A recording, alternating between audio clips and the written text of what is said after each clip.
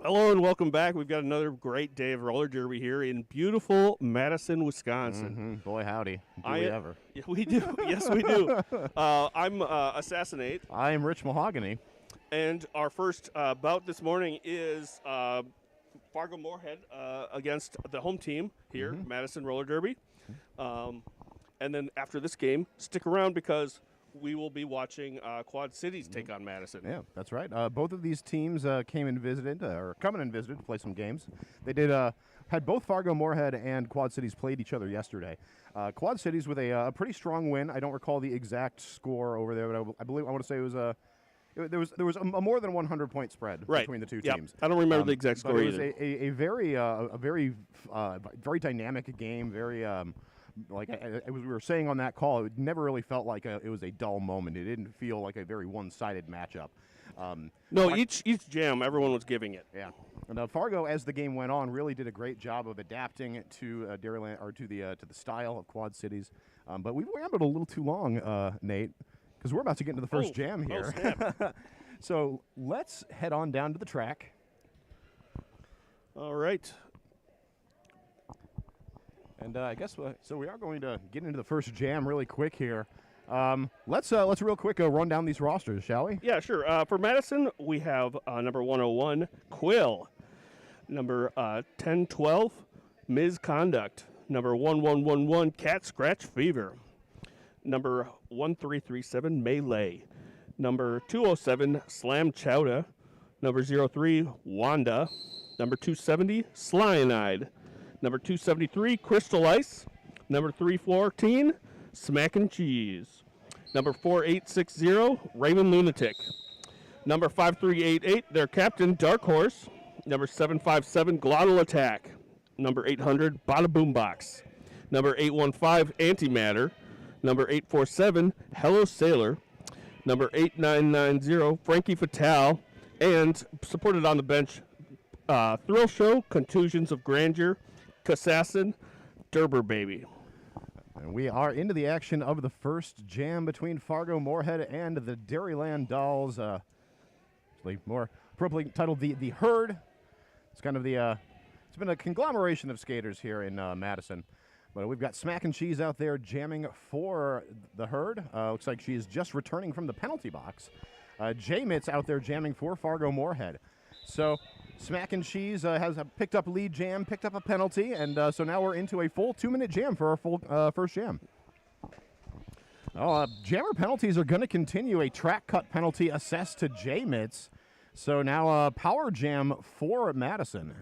That is Smack and Cheese. This will go the full 2 minutes.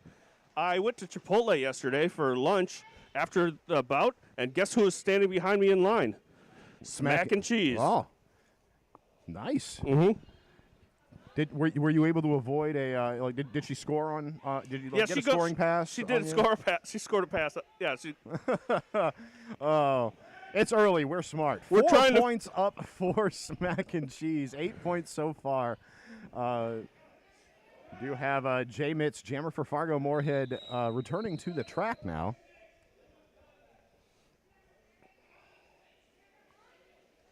So with that, the jam does come to its natural 2-minute conclusion right at that whistle. That's right. Bringing the first jam for the Dairyland Dolls. That's 12 points, holding Fargo-Morehead to 0. Why don't you tell us who's skating for Fargo-Morehead? I would love to.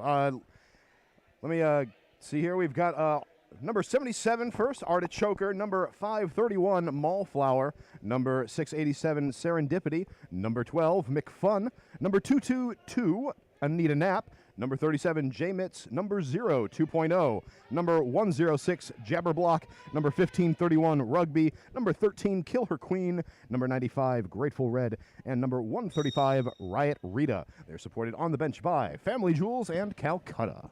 And I misspoke. The last jam, Fargo-Morehead did score 4 points.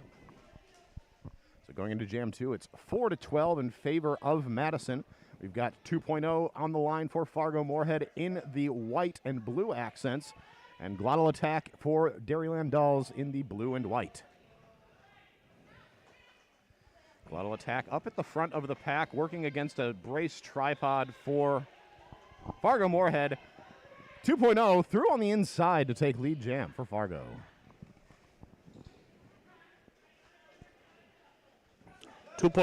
On her first scoring pass, and that is a 4 points for 2.0. Lex Aitarnitas taking a big hit on 2.0 on that pass, but well weathered by 2.0. Manages to stay in bounds on the inside. Is now taken down on the outside by Slyanide. Is going to be run back. Looks like Glottal Attack still working on the initial pass in the pack as 2.0 sneaks through on the inside for 4 more points.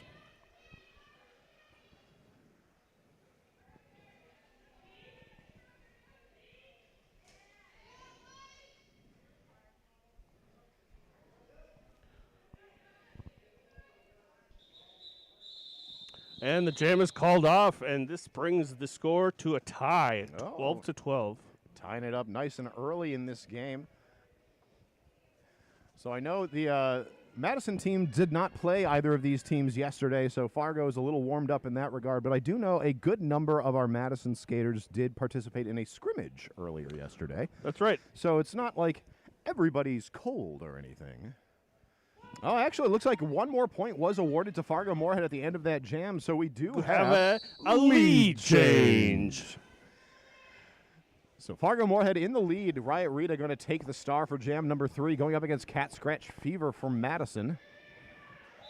Riot Rita sneaking through, cuts from the out to the in, takes that lead jam. Cat Scratch Fever looking to do a star pass. Or is it a fake out? Meanwhile, Riot Rita is working on her first scoring pass, makes it through, passes track cut.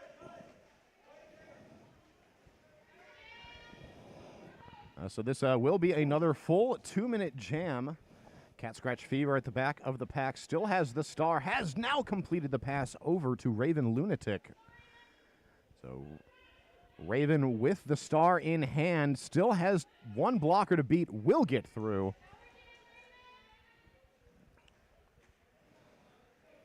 And that star on her helmet, Raven is now eligible to begin scoring points for her team. Got nice jukes from the out to the in. Basically just cuts down the blockers for Fargo-Morehead to just 2 at the front. However, that's going to be out. Strong blocking there by Fargo-Morehead, but a forearm penalty assessed to Serendipity will allow Raven to get through. Riot Rita now back on the track.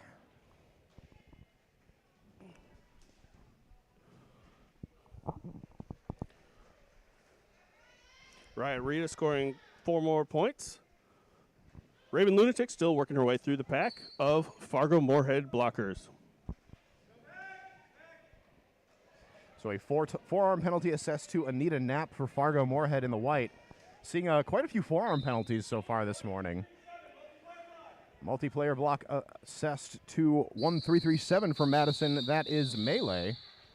You know who are calling these penalties? We have our officials. From Madison, Eddie Lizard. From Fargo, Devastator. From Madison, Dark Matter. From Madison, Hellwoods. From Madison, Johnny Zebra. From Madison, Toxic Narcotic. From Madison, Cupcake Battering.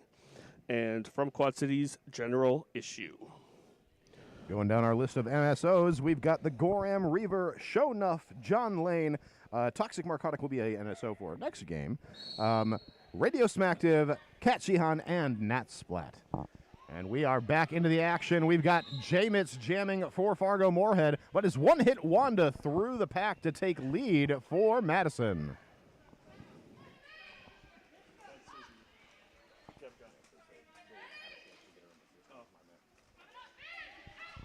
Wanda gets through on the first scoring pass with a nice turnaround the outside, rolling off McFun. We did try to adjust the camera today so that we have more of turn 2 and turn 3, or turn 1 and turn 2 in the on your screen today.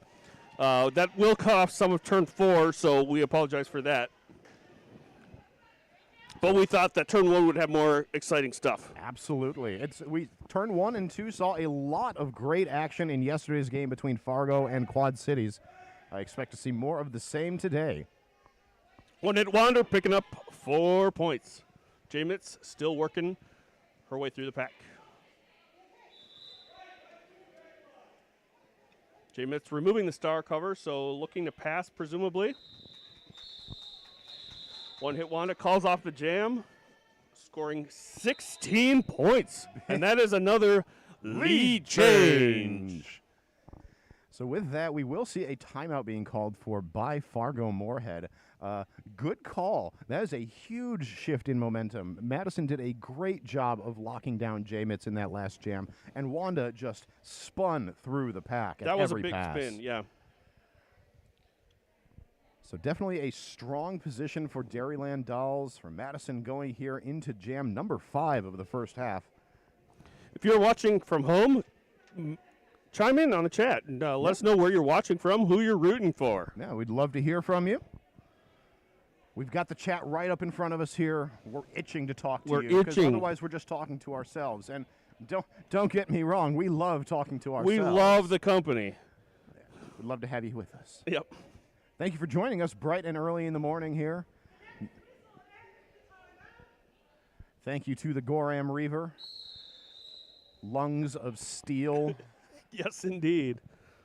A lot of our official staff have some solid pipes on them this morning. I can hear all of the penalty calls. It's wonderful. Yeah. Yep. So double shout out to our officials, not only making the game happen, but making it happen professionally, clearly. All right. So we've got 2 blockers in the box to start this jam for Fargo-Morehead. So a nice position for Smack and Cheese here, who's going to be jamming for Madison and takes lead jam. 2.0 jamming for Fargo-Morehead in the white will be knocked to the outside and recycled back by Quill. Quill taking her way back. Smack and Cheese picking up 4 points.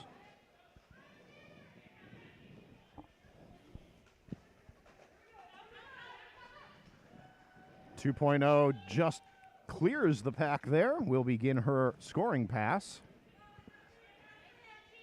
Smack and Cheese doing a good job of stringing out the Fargo-Morehead blockers, but the Fargo-Morehead blockers doing a great job of bridging out to be able to keep engaging her through turn 2 there.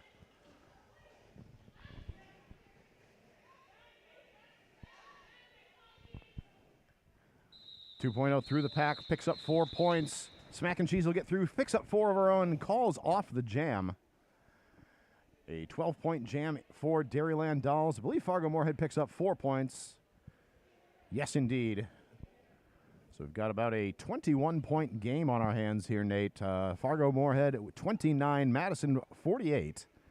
We've got 20 minutes remaining to play in the first half.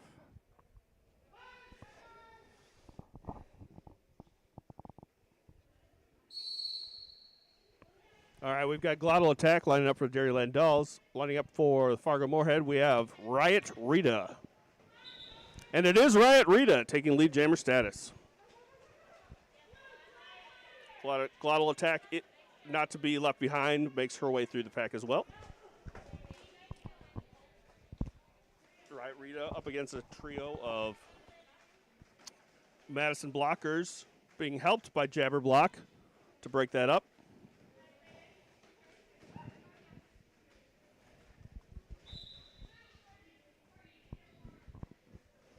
Forearm penalty assessed to Madison skater. That was Raven Lunatic. Oh, big hit on Glottal Attack by one of the Fargo-Morehead blockers. Unfortunately, that was all the way across the track from us, and their officials do not make the best windows. Hey, officials, you make a better door than a window. Oh, Hey-oh. Raven told. That was unnecessary for me to say, but it's like you said, it's Sunday morning. It's morning. Oh, a jammer penalty called here. We're seeing Riot Rita heading to the box. I believe that was a track cut. So we now got a power jam for Madison. Looks like Riot Rita will be able to be back on the track before the jam ends of its natural 2-minute conclusion. Glottal Attack, nice job pushing the Fargo blockers out of play to get through. Shout out to our official up at the front of the pack, Devastator there, with another set of pipes. Yeah, that was. I noticed that. A lot of these officials could be announcers. Don't tell them that, because then we'd be out of a job. Gonna take our gerbs. All right, the jam comes to its natural 2-minute conclusion. 2 more points picked up at the end of that pass for Madison. For a 2-minute jam, a relatively low-scoring one, Nate. Only 6 points picked up for Madison, 4 points for Fargo-Morehead. The blockers were doing their jobs. These teams seem to be really warming up to each other, finding their finding the cracks, finding where they can nestle up against and punch through. Both teams at full strength as we go into Jam 7. It's J-Mitts jamming for Fargo in the white and Cat Scratch Fever jamming for Madison in the blue.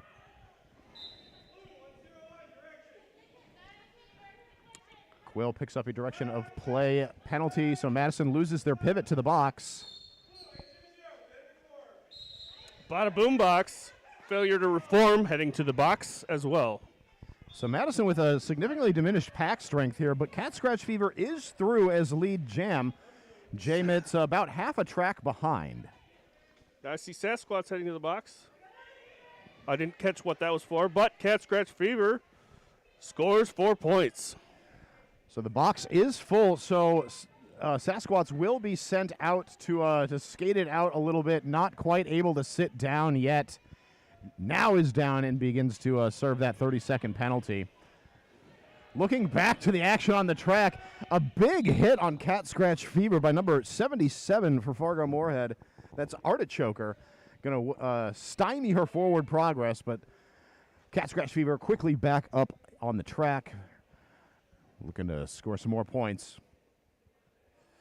Looks like whoa! She makes it look easy, calling off the jam after scoring the points. Freezing J-Mitts in the penalty box for the start of jam number 8. Very good jam for Madison there, picking up 12 points and giving themselves a power start for the next jam.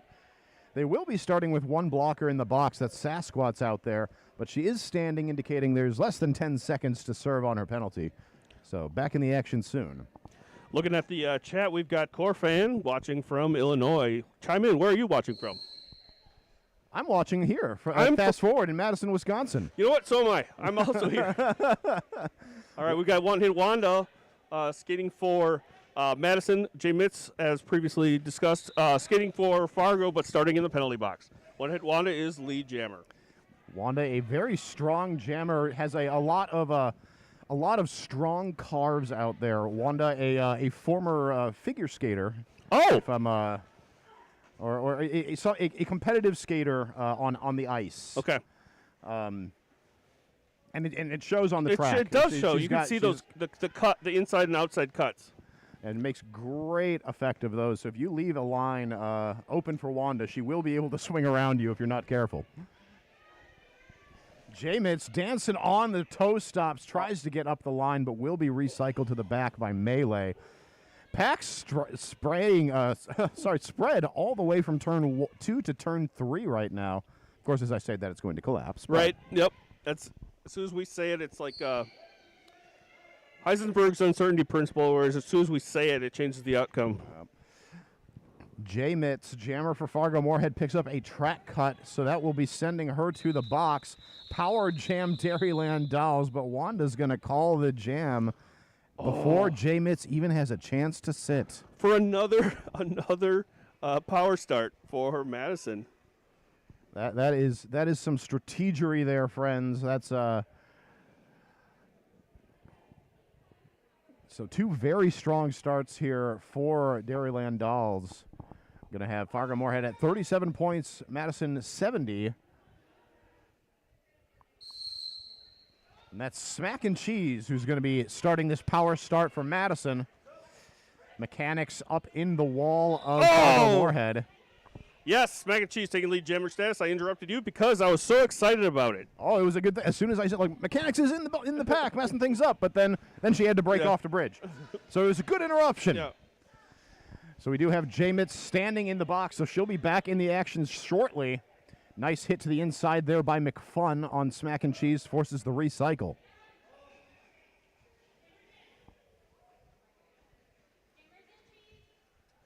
So J. Mitz now back on the track, circling around here, looking to engage. Madison ready for at the back. Fargo-Morehead doing a great job holding J. Mitz back here. Only one blocker at the front. That is that's Serendipity. Will force the recycle all the way back. Oh, but J. Mitz picks up another penalty. So Power Jam back on for Madison. Serendipity, a very strong skater, the captain of the team, I believe. Yeah, we definitely saw Serendipity do a lot of good work against Quad Cities in their game yesterday.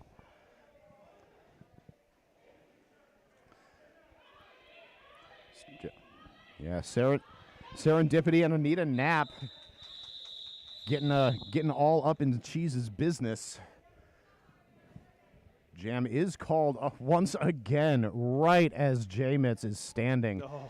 So No. poor J. Mitz out there for 3 jams in a row now. Right. This is great strategy, but whew, I do not envy that skater. No.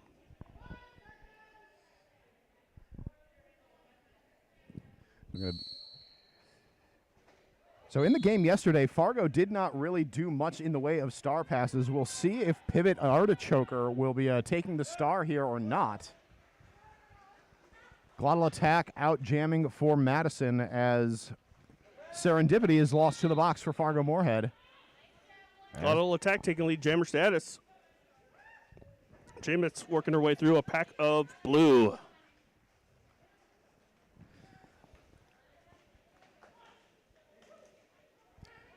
And there, the star comes off for J. Mitz.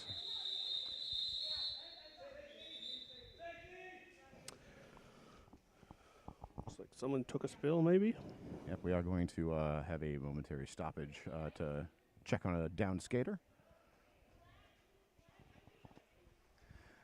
So in the meantime, if you are in the Madison area, or at least will be in the Madison area around the weekend of September 17th or 18th, I'd like to invite you all down to the Willie Street Fair. Got Madison Roller Derby will be down there hanging out at our booth. We usually participate in that event in all kinds of fun and exciting ways. We skate around with the parade, have a booth out there selling some old. We've got some old merchandise that we sell out there. We've got our skaters out having fun, doing little skills demos, and we're recruiting. Yeah. So if you are interested in joining Madison Roller Derby, whether it be as a skater, as an official, whether skating or non-skating, or as a volunteer in some other regard, perhaps as an announcer, come and check us out at the Willie Street Fair, September 17th and 18th. And likewise, if you can't wait for then, if you are interested in Madison Roller Derby recruitment, you can give us an email at recruiting@madisonrollerderby.org. All right, looks like our skater is back up and heading off the track for now. Glottal Attack's heading off the track, maybe done for the game.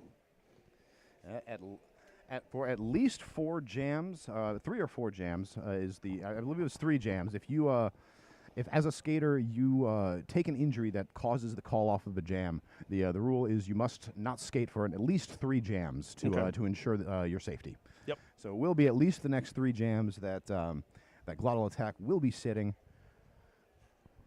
But Madison has a fairly deep bench today, and I know they have a lot of jammer talent. So while not having her on the track for the next few jams, or even potentially for the rest of the game, will certainly not be a good thing for Madison. But it's not going to weaken their jammer rotation so that it's going to become a struggle. Right. I think. Yeah, we've got 2.0 lining up on the for Fargo-Morehead in the white. We have Cat Scratch Fever lining up in the blue for Madison. Let's see what happens, what they do.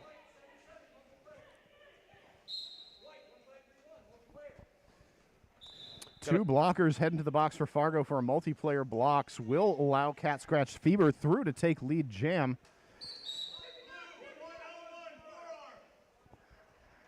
Now a blue blocker, Quill, will be heading to the box for a forearm penalty from Madison.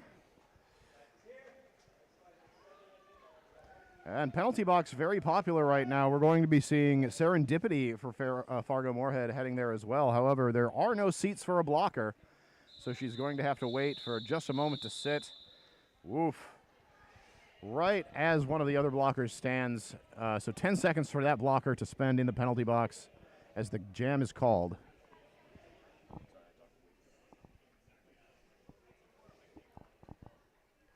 So it looks like that jam will have ended with 4 points for Madison, 0 Fargo-Morehead. 1 blocker in the box for Madison, but 3 in the box for Fargo. So only a jammer and a blocker on the field for Fargo will give Wanda a fairly quick way through the pack to take lead jam for Madison. Right. Rita jamming for Fargo, breaks through really quickly herself, is right on the heels of Wanda. And the Madison blocker is doing a good job at carving a way for Wanda to make her way through, scoring 4 points. 4 points for each team on that one. Wanda just out there icing blockers left and right. I don't think there's been a jam that she's been out and taken lead where she hasn't iced somebody in the box. Now with as we get into jam 13, we're going to see if Fargo-Morehead can move forward with the power of Pugsativity. Welcome back, Carly. So good to see you in the chat. We've got Smack and Cheese out jamming for Madison, J-Mitz for Fargo, and it's going to be Smack and Cheese taking lead. J-Mitz working on being held back by a tripod of Madison skaters. Smack and Cheese herself being held by a tripod of Fargo-Morehead skaters. Sasquatch assisting, and Smack and Cheese through the pack for 4 points. J-Mitz has her helmet cover off, looking to possibly pass that. Bada Boombucks with the run back on J-Mitz.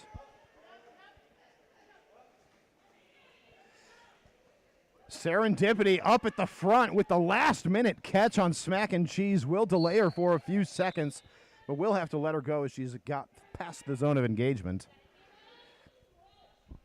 So it looks like that was a track cut penalty on J-Mitz for Fargo-Morehead. So a power jam for Madison.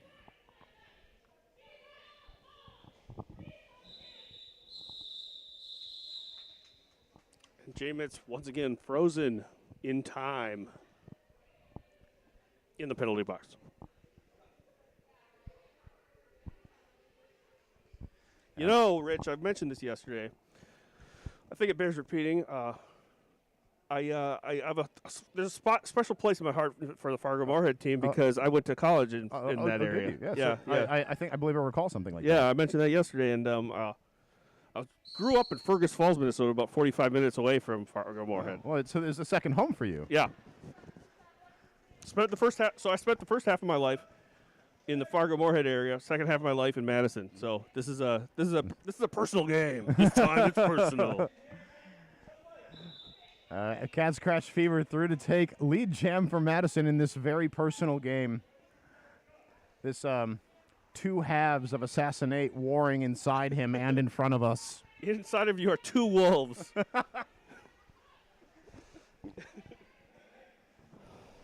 So J-Mitz back on the track, but a full contingent of 4 Madison blockers ready to receive her at the back.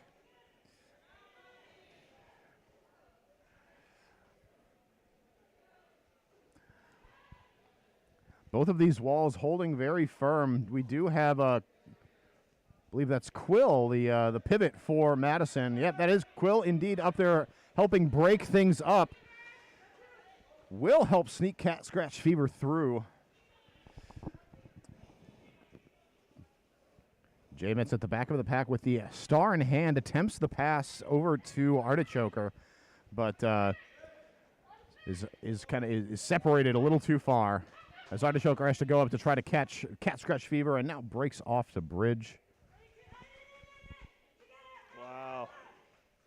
Good communication on the Fargo-Morehead blockers. Absolutely. Once again, you can hear that from up here. That was Rugby out there laying out those commands, I believe. or at least was at the brace of the triangle. So we are about to come to the 2-minute conclusion of this jam, and we only have 8 points on the board. We're going to see a few more here from this most recent pass, but a very defensive jam. Very defensive jam. Both teams, solid tripods.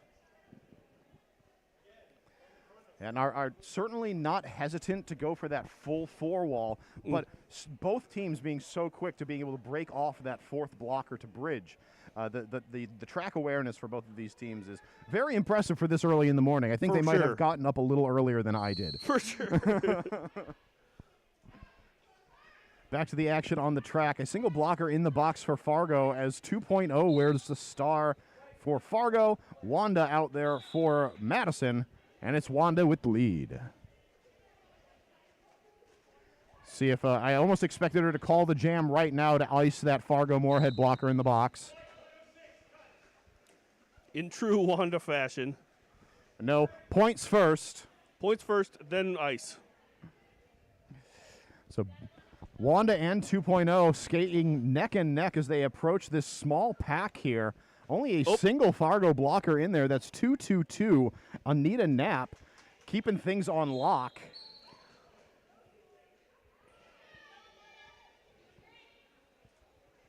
Wanda getting guidance from the turn 1 coach to keep going. Is that what that person's called who's sitting on turn 1? Yeah, the jam coach, yes. Jam coach, yes. So Wanda through for more points here. At this point, there is just chaos in the pack. Only there are penalties being called on Fargo-Morehead left, right, and center. There seems to always be 2 blockers in there in this jam.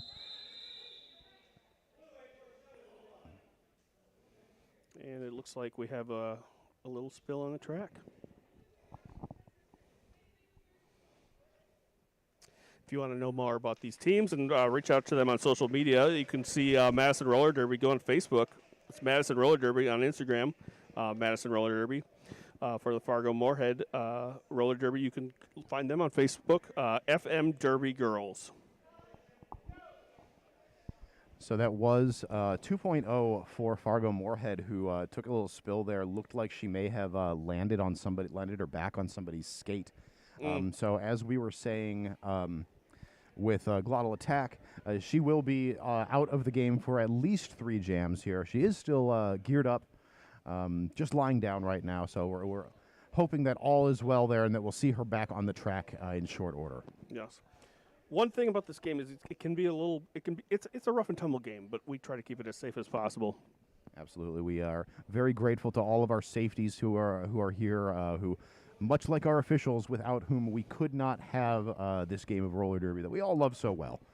So, Rich, I'm told by Corfan in the comments that the jam coach is also called the corner coach by some people. That makes good sense to me.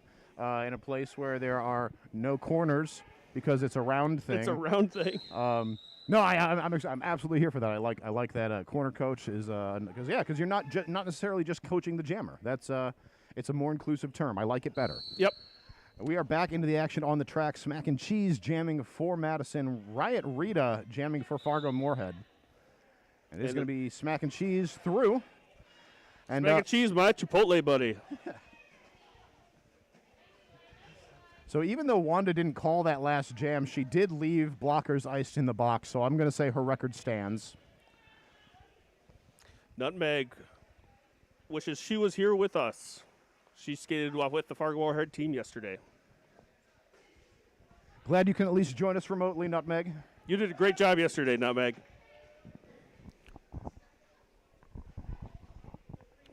All right, Smack and Cheese coming around for looking to score some more points.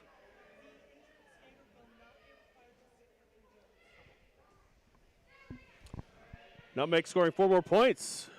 We have an update on that.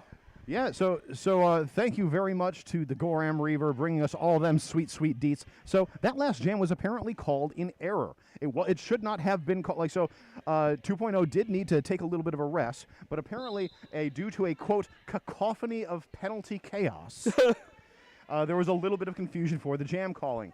Okay. So 2.0 will actually not be required to sit for the next 3 jams. So we will see her back on the track in short order. Excellent. That is a huge jam for Smack and Cheese. 12 points. 15 points. 4 points for Fargo-Morehead for that jam, bringing the total to 140 for Dairyland Dolls, 45 for Fargo-Morehead. Glad I brought a spare mask when I was drinking a cup of coffee earlier. I spilled coffee on my mask. No. And I would have had to breathe coffee. That actually, breathing There's coffee. worse ways to go, I guess. Sounds pretty solid to me. Riot Rita jams for Fargo-Morehead in the white. Whoa! Cat Scratch Fever takes a tumble over Anita Knapp. And apparently that will... Okay, all right, so... Initially a low block called on 222 Anita Knapp, but that call will be pulled back. Yeah, I saw that. That was an accident. Absolutely, I agree. Like, and it's called like, and yeah, like Cat Scratch Fever skated right into her.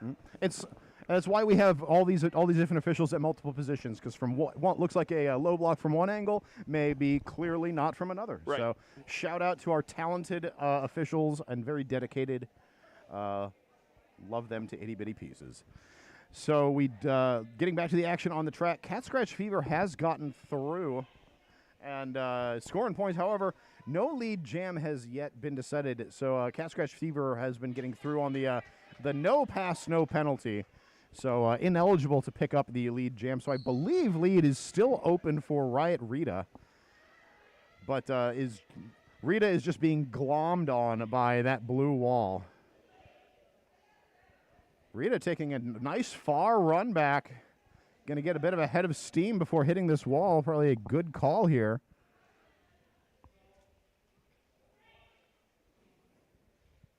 But both walls now are just going to lock down here in turn 4. Looks like this will be the last jam of the first half. Yeah, all right, Cat Scratch Fever through. That'll be the second scoring pass in 2 minutes. And Riot Rita through the pack is lead jam. Calls off the jam. Yeah, calls off the jam with moments to spare on the clock. So that will bring us to the halftime. However, an official review has been called for. I believe this has been called for by Fargo. I will go and listen in. Sounds good.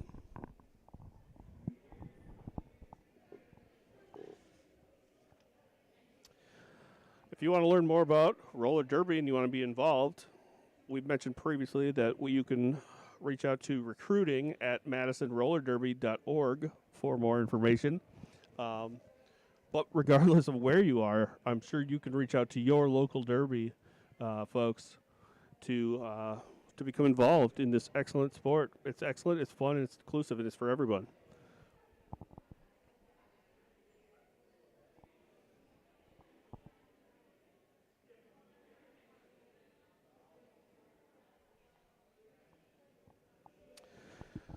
Madison Roller Derby is looking for a place to hang our skates. We are looking for a new venue. Right now we're at Fast Forward, where we have been for years, but this is slated for demolition next year, and we are looking for a new venue, a place to practice and host bouts. If you have ideas or you want to partner with us, go to you can contact executive director at madisonrollerderby.org, and you can reach out there if you have ideas on a new venue or if you want to assist with that.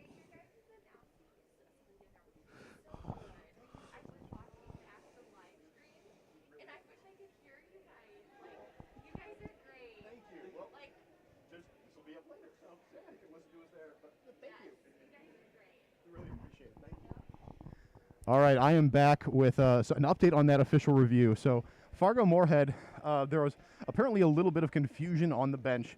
It was unclear that 222 Anita Knapp had not gone to the penalty box for that initial low block that was called in error. Okay. So they were looking to have that penalty rescinded. However, the penalty that they were thinking about was the clockwise block called in turn 3. Okay. So that was a valid call. That was their official review. Not retained. We're into halftime.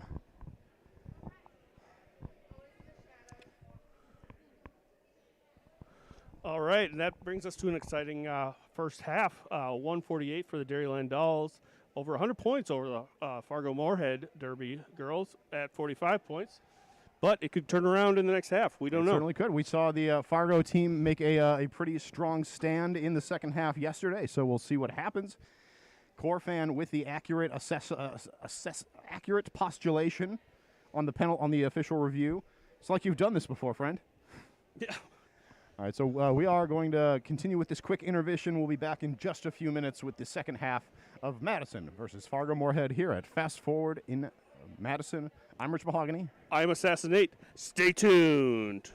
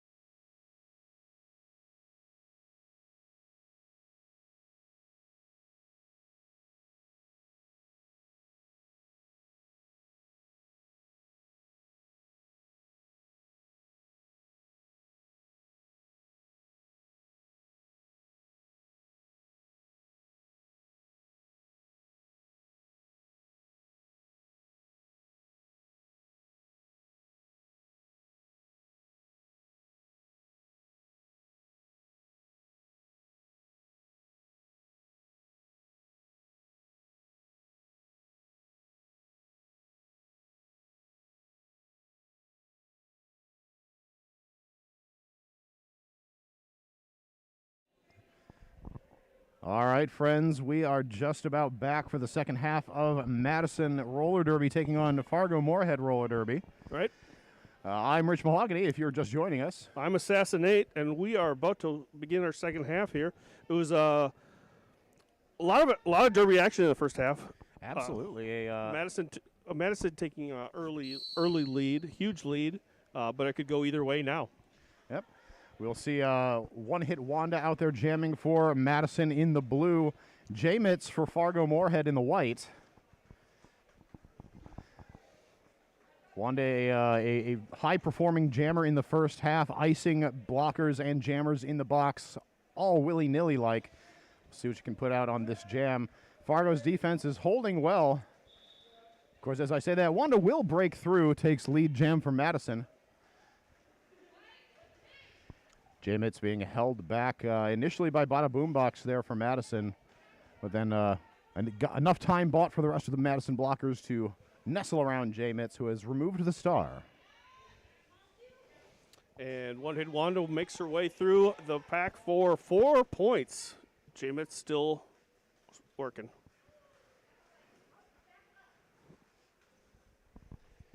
Madison doing a good job of keeping J-Mitz pretty far back from that pivot. That's 5:31 for Fargo-Morehead. Mallflower would be looking to receive that star if it's to be passed.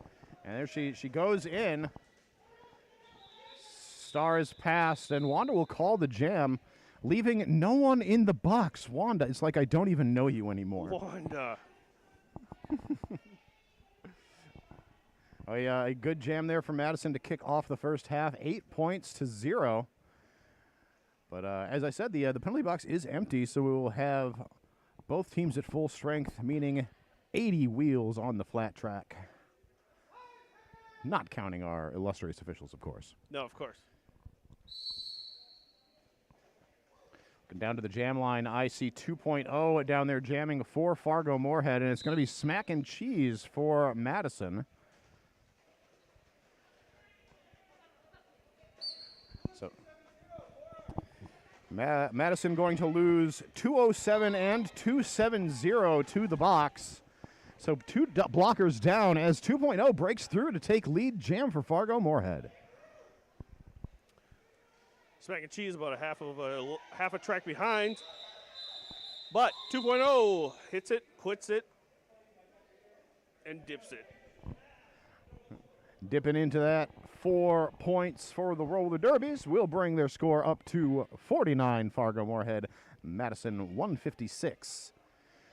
A good start for Fargo-Morehead here as two blockers. That's a Slyanide and Slam Chowda in the box for Madison.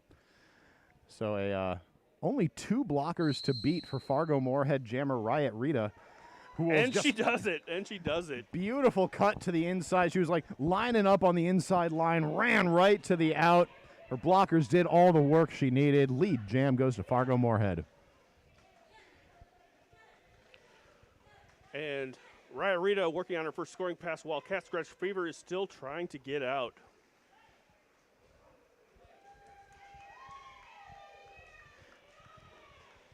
Riot Rita, of course, scoring 4 points, looking for more. Cat Scratch Fever is finally out of the pack.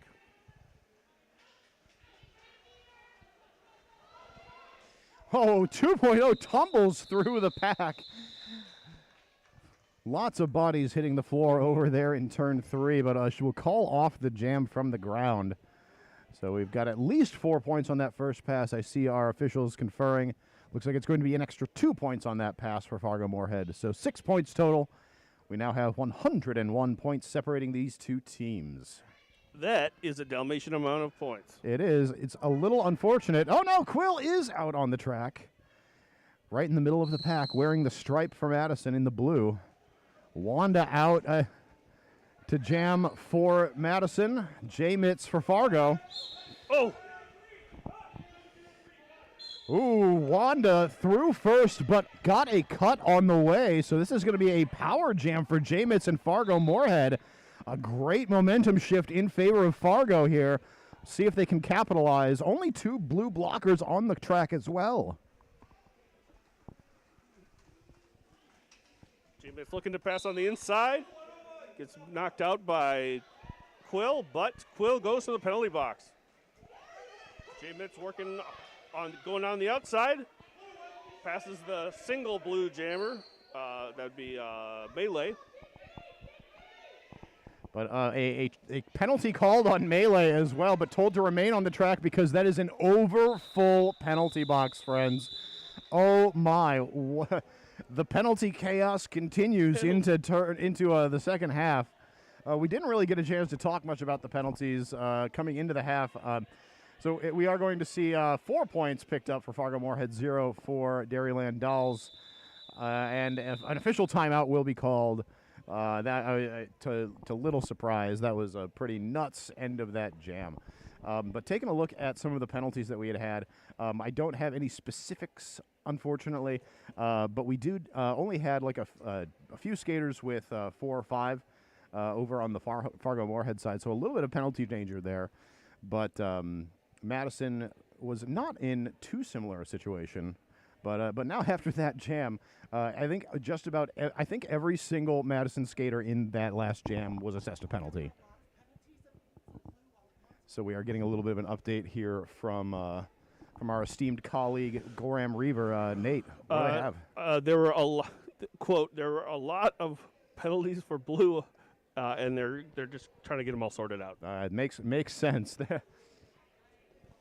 So we'll see how everything falls. Okay, so we are getting back into the action here. So we've got 2 blue blockers in the box, 1 white. So a pack advantage going to Fargo-Morehead. Riot Rita wears the star for them in the white. Smack and Cheese for Dairyland Dolls in the blue.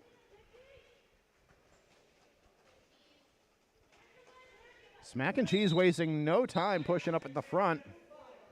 Forearm penalty assessed to Fargo skater 687 Serendipity will send her to the box. That will allow Smack and Cheese an opportunity to get through and take lead jam. Riot Rita now through. We're seeing, again, very few skaters in that turn, too. Smack and Cheese picking up full 4 points there, as does Riot Rita. So pack seeming to finally coalesce in that second straightaway. Both teams have a blocker standing in the box. Cat Scratch Fever through for 4 more points as Riot Rita attacks the wall at the back. Will be forced to recycle back a bit by Slyanide for Madison. That is Smack and Cheese. You said Cat Scratch Fever, but it's... You are so right. I am so sorry. Oh, we're going to hit some coffee in a moment here. That is Smack and Cheese, my mistake. Thank you for the correction, sir. No problem. So with that, the jam is ended. A pretty even, actually an exactly, no, not even. All right, 8 points for Madison, 6 points for Fargo, 12 points for Madison. I'm going to stop talking about the score because it keeps changing. 10 points for Madison. All right, so it looks like it's settled now. 10 points total for Madison in that last jam. 8 points for Fargo-Morehead. Brings our score to 67 Fargo, 166 Madison. Things stay really close as now Cat Scratch Fever takes to the jam line for Madison. You're right, as Riot Rita is frozen in the penalty box. So this is a power start. Cat Scratch Fever working her way. Beautiful stretch out there by Fargo-Morehead with 1 blocker to beat. We will have, that was Rugby taking the hit out on Cat Scratch Fever, forcing her to recycle all the way back into the blockers for Fargo. All right, both teams now at full strength as Riot Rita and Slyanide have joined their teammates. Nice cut to the inside by Cat Scratch Fever, but apparently does so getting a forearm on the way. So we will now see a full 2-minute jam and a power jam for Riot Rita and Fargo-Morehead.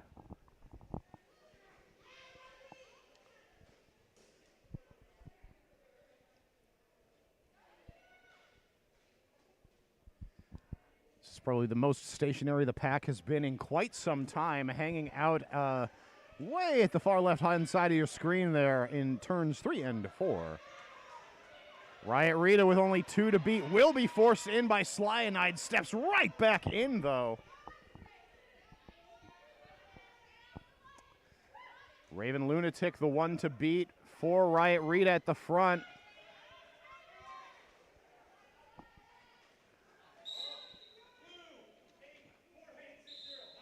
High block penalty assessed to Raven Lunatic from Madison will see Riot Rita through. And Rita's just going to call the jam there. Good. So 0 points on either side. Definitely a hard-fought jam. Right. Riot Rita had a tough time breaking through there. And they did just get a single Madison blocker into the box at the end of that jam. That's the pivot down there. I believe that was Raven Lunatic. That is indeed Raven Lunatic with that high block.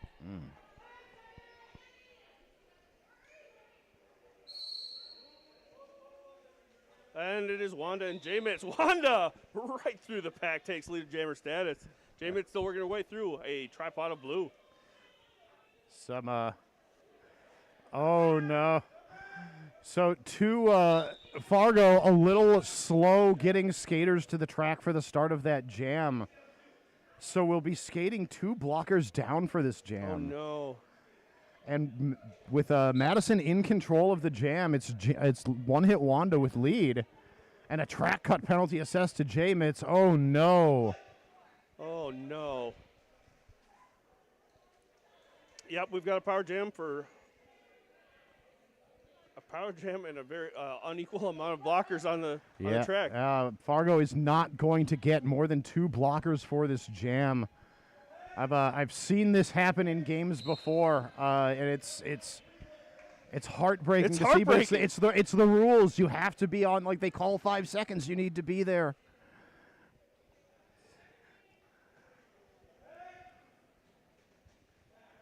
So now with 1 blocker in the box for Fargo, a single blocker on the track. Can you see their number from here? I believe that's that's Mallflower out there all by her lonesome. But now J-Mitz back on the track, frantically attacking the wall for Madison, is now up at the front. 1 blocker to beat.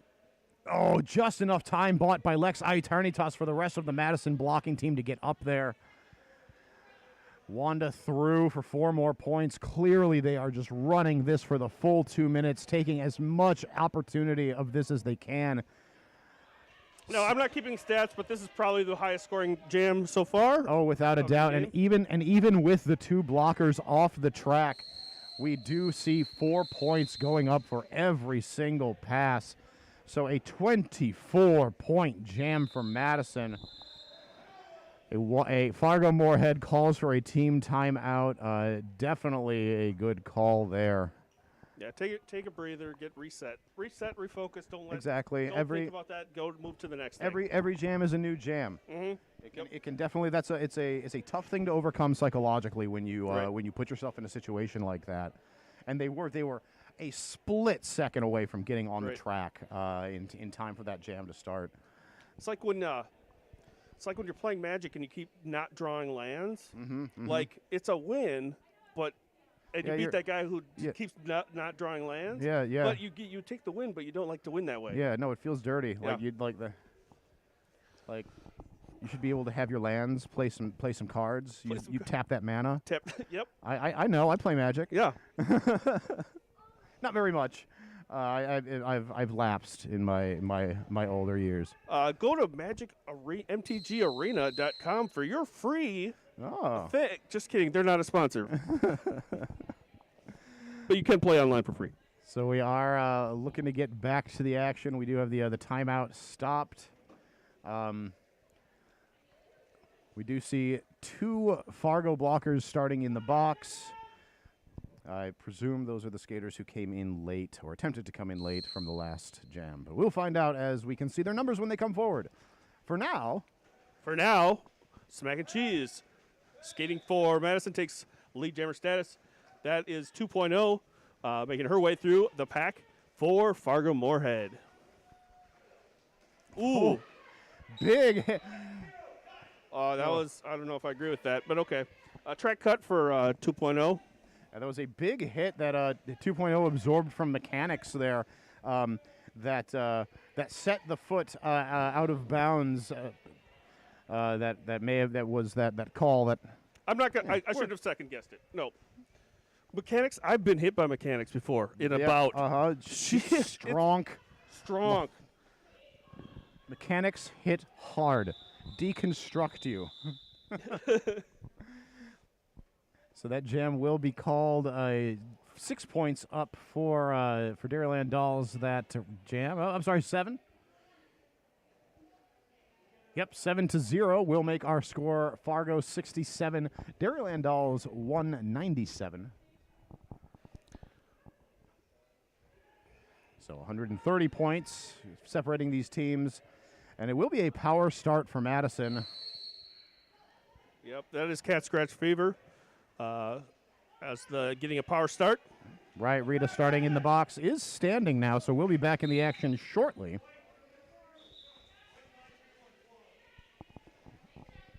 Forearm penalty assessed to Rugby for Fargo-Morehead. That is 2.0 doing a big apex jump. Yeah, so it's not Riot Rita who was in the box. It was 2.0 and a beautiful jump. That was landed with a slide, but it was inbounds. It was legal. It forced the call off. So we'll see. We've got our jam ref conferring to see how many points are going to be awarded to Madison. Looks like it's going to be 3. So that brings them right up to the 200 mark. No points awarded to Fargo-Morehead for that. And now we have Riot Rita lining up on the jammer line for Fargo-Morehead against One Hit Wanda on the jammer line for Madison. Wanda pushing away up at the back of that pack. Getting some help from number 207 for Madison. That's Slam Chowda. But then the pack getting spread out. Great job. Fargo-Morehead sticking to Wanda like glue. 106 for Fargo. That's Jabberblock. They will be going head-to-head with Wanda there after having recycled her.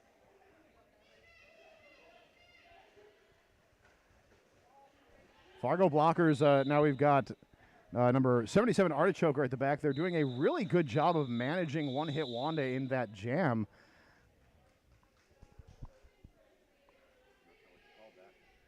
It looks like Riot Rita to get a pickup lead and then called the jam, so no points picked up on that. Keeps the score at Fargo 67, Dairyland Dolls 200. Got just about 15 minutes remaining to play in this game. But once this game is done, don't you worry, friends. We've got a whole another game of roller derby coming for you after this. Do not go anywhere. No, I mean maybe to the bathroom, but yeah. I mean you can bring us with you on your mobile device. Bring your mobile device. Yeah. You're or just turn up the volume real loud. Turn up the volume. We'll serenade you from wherever your listening device is. Indeed. So right about 11 o'clock Central Time, Madison will be staying on the track to take on the Quad Cities. So another game of roller derby happening for you right after this one. It's going to be a rough shot. This has been a very energetic game. Yep. And while there are some skaters on Madison's roster for the next game that aren't skating this game, most of the people who are skating in the next game are skating right now. So there's going to be an element of fatigue that's going to set in for that second game. Right, and Quad Cities will be coming in fresh. Yep, so it'll be an entertaining game for sure. Quad Cities coming out on top of Fargo-Morehead in their contest yesterday. It'll be very interested to see who comes out the victor as they take on Madison in just a few minutes. We're ready to get back to the action on the track. Penalty box is empty, so both teams at full strength. J-Mitts on the line for Fargo-Morehead in the white. Smack and Cheese for Madison in the blue. And it's Smack and Cheese taking a quick lead jam for Madison. Bada Boom Box heading to the penalty box for a directional play violation. J-Mitts out of the pack. Meanwhile, Smack and Cheese on her first scoring pass.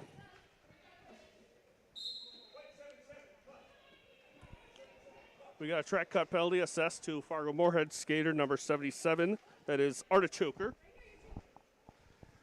So a single blocker in the box for both of these teams. Smack and Cheese coming in hot. Will sneak around, but is finally caught.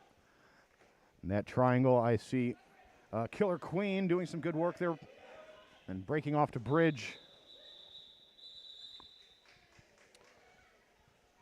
Smack and Cheese calling it off, but not before Jay Mitz can answer with 4 points. So close jam, 8-4 in favor of Madison.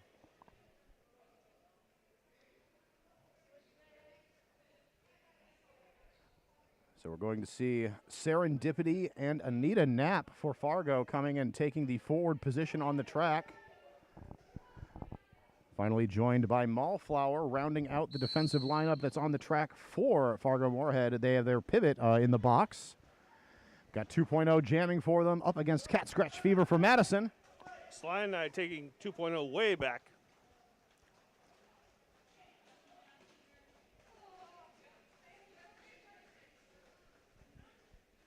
Doing a really good job of challenging the links there of the Dairyland Dolls blockers at the back, forcing them to the outside. Will break through, speeds up the inside, lead jam 2.0. That was fast. That was fast. It's not your normal lead jam, the old one. It's lead jam 2.0. It's lead jam 2.0.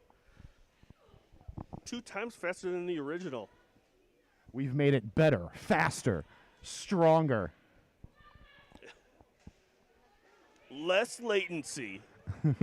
4 points for 2.0.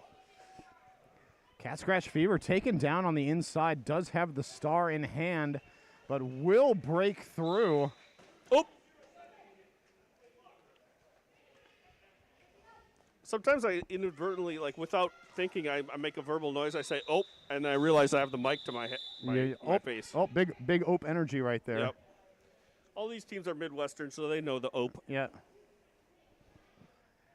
So that jam will get called. Fargo-Morehead picking up 8 points, holding Madison scoreless that jam. Both teams will start with a blocker in the box. One hit Wanda back on the line for the Dairyland Dolls. Riot Rita out for Fargo-Morehead.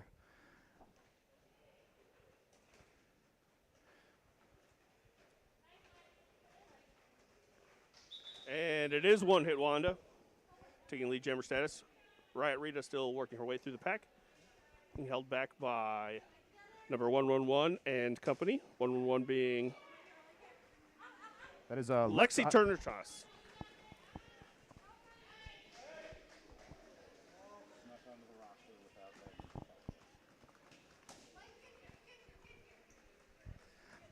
Penalty box empty. Riot Rita through on the outside, will now be eligible to score points. One hit Wanda being managed up at the front of the pack will call off the jam before Riot Rita can put up any points.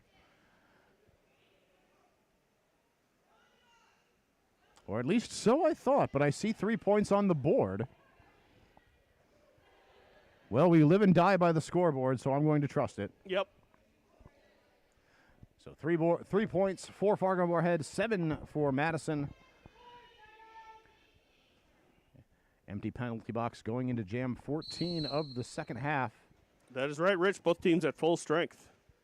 Smack and Cheese skating for Dairyland Dolls up against J Mitz for Fargo-Morehead, but it is Smack and Cheese taking lead jammer status. McFun coming in hot there, trying to stop Smack and Cheese, but the hit is dodged. J Mitz heading to the penalty box for a track cut.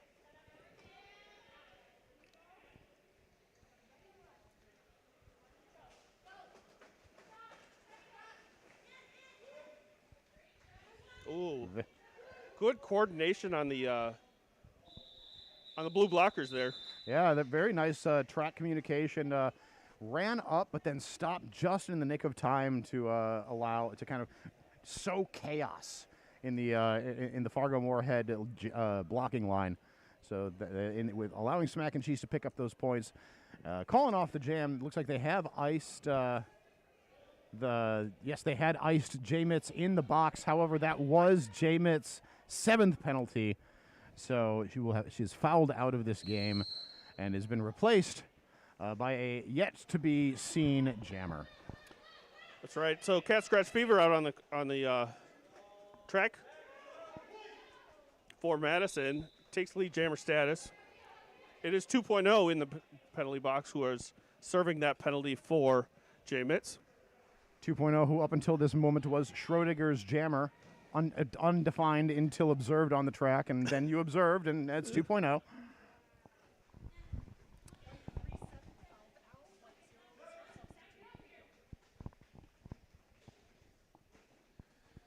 Gorham Reaver once again bringing us the inside information from the track, being what we had discerned, that Yes.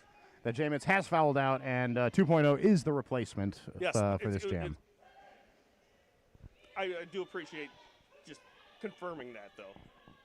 So thank you, Gorham Reaver. Is this a scoreless jam? I don't think it is. I think it is. I'm not going to say anything until I see it on the scoreboard. There, nope. Yep, that's it. 4 points up for Madison. 0 points up for Fargo. We've got 8 minutes remaining to play in this game. 82 points on the board for Fargo. 227 for Madison. Penalty box is empty. Wanda is back on the line, and I believe that is Riot Rita. It is indeed. I recognize those pants. Yeah. Forearm penalty assessed to 270. The Slyanide to Madison. Right, Rita, you can tell. Same thing yesterday. She has those knee pads that are also very distinctive. I appreciate a skater that stands out in a distinctive fashion. Right. One hit Wanda through, has lead, picks up 4 points on that first scoring pass. Riot Rita still trying to force her way through the pack.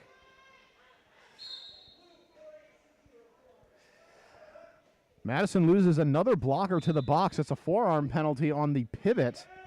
Raven Lunatic.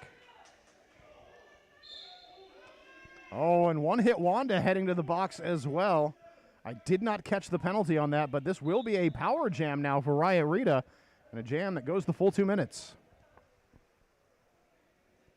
Penalty box full up for Madison, and only 2 blockers on the track. Fargo at full strength. Great opportunity for them to close out some points in the tail end of this game. That's right. The two, we've got Lexi Turnitas and Slynide out there for Madison, the lone 2 blockers. Jabber block up at the front of the pack for Fargo-Morehead. They are joined by number 77, Artichoker, number 222, Anita Knapp. And I believe that's 531 Mallflower in the bag. Yes, indeed it is. So 12 points picked up by Fargo so far this jam. Oh, yep. Hey, she knew. She knew. Dark matter in the middle there, ready to call that track cut, but no, Riot Rita, well aware of where her skates were, is just skating back, recycling, smart skating there. I have to say, it's a satisfying thing to see that the official go up to the whistle like, oh, I'm going to call that penalty. No, okay, you're good. You're good. Carry on. You know what you did. So with that, the jam ends at 14 points for Fargo-Morehead, 6 for Madison. There was a star pass that we didn't mention that it happened there. We got passed to Raven Lunatic.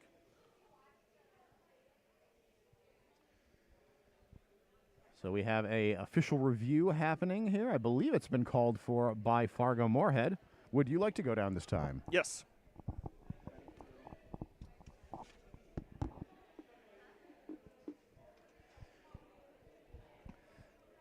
So while we wait for the information back from this official review, so I'd like to let you all know, remind you, I know we've said it before, but Madison Roller Derby is seeking a venue.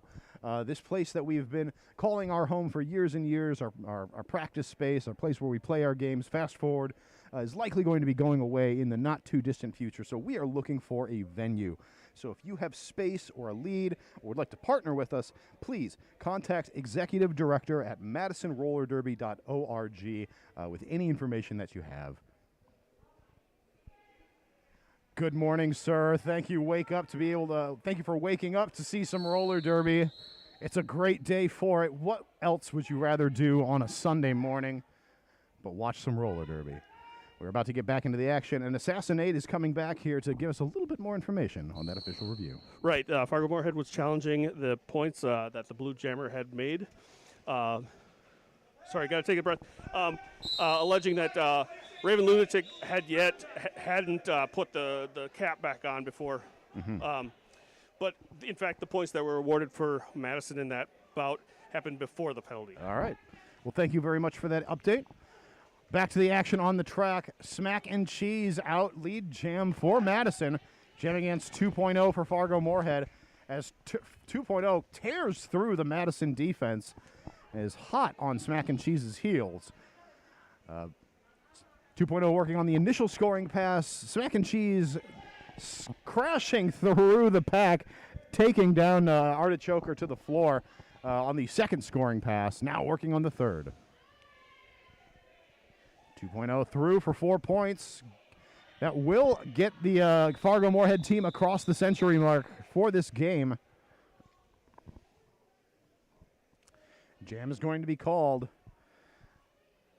And it's a 11-4 jam in favor of Madison.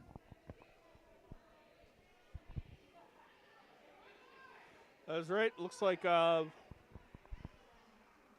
jam 18 for the half will start with both teams at full strength.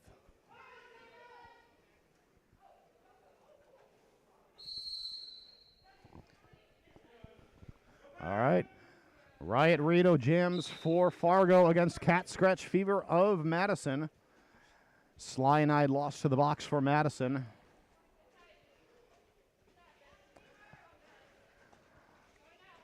All four blockers up at the front for Cat Scratch Fever to deal with. She is slowly but surely pushing them out, though.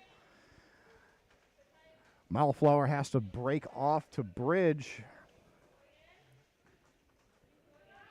Rugby, Anita Knapp. And Cat Scratch Fever is out, takes leader jammer status. Jabberblock, the final blocker piece of that Fargo-Morehead wall.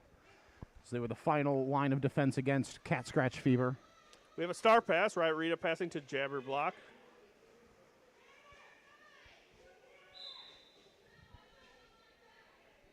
Jabberblock out with the star.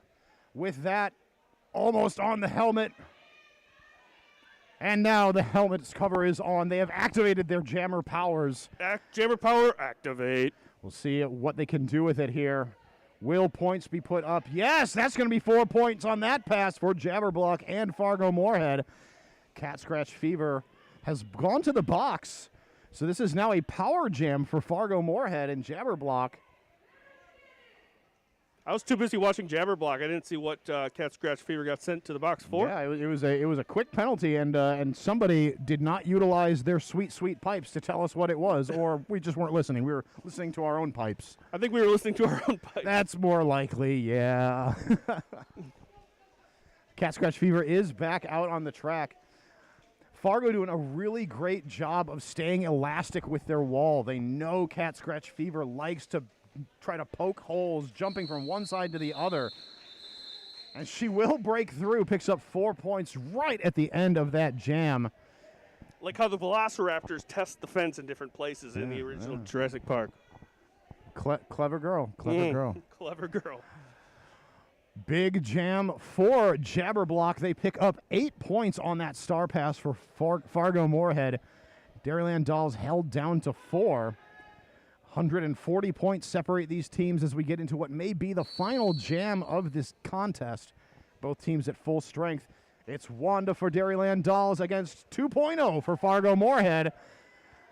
2.0 taking lead jammer status, but one-hit Wanda is hot on her wheels. All right, both of these very quick jammers. 2.0 able to engage just on the apex. Forced to the outside, kind of caught on the edge, will call off the jam. Wise choice there. That was going to be a tough wall to recycle back through with Wanda right behind. Fargo does pick up 2 points on that pass, though. Madison only picking up 1. quick reline up. We're ready for what again has the potential to be the final jam. It would have to be a pretty quick call off for us to get another jam here. Indeed, yeah. Or perhaps somebody would need to call a timeout to do that strategic clock management for one more sweet roller derby jam. We'll see what happens as Riot Rita takes on Smack and Cheese. Smack and Cheese up at the front, trying to challenging the links of the blockers for Fargo-Morehead. Nice job pushing them to the outside. Almost makes it through that hole she made for herself. Fargo collapses, though, and they will get through on the outside. Right, Rita heading to the penalty box, making this a power jam for Madison. Only 10 seconds left on the period clock. We'll see how long Madison wants to let this run. I suspect they will be calling it off in pretty short order, try to save as much of that steam as possible. Yes, there's the call off. Bringing us to the unofficial conclusion of this game. Score currently sits at Fargo-Morehead 110, Madison 253.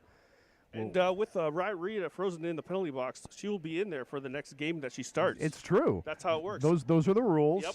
And so there's just, but does that mean that the actual jammer who goes out for the next game, because she doesn't skate for Quad City, does that mean, yes. Does she get her own chair? Yes. Or yes. does Quad City just not be able to get jammer penalties? I ran out of funny things to say about it. That's all because we were just making that part up. Well, no. So that does bring us to the official final score of this game. Madison coming out on top, 253 over Fargo's 110. Just another very fun, fast-paced, hard-hitting game. Hard-hitting, very high-energy game. Yeah. Both teams. It was a very similar story to the game that we saw when Fargo took on Quad Cities yesterday. Right. They were just Madison came out with a strong lead. Took Fargo a little while to start acclimating to that style, but then towards the end, penalties started becoming a problem. That's right, and that will make or break a team. Their performance. It's definitely tough. And that one jam where they were unable to field those two blockers, that is a tough one to come back from, but I'm very impressed they were able to come back and keep playing the game and playing a very competitive game all the way through to the last whistle. Yeah, you're exactly right, Rich. Stay tuned. We have more derby coming up. We have Quad Cities against Madison again. Yep, Madison will be back on the track. Quad Cities out to warm up. We'll be back in a few, probably a little longer than 10 minutes, but stay tuned. We'll be back here soon for more roller derby action. I'm Rich Mahogany. I'm Assassinate. Be back soon.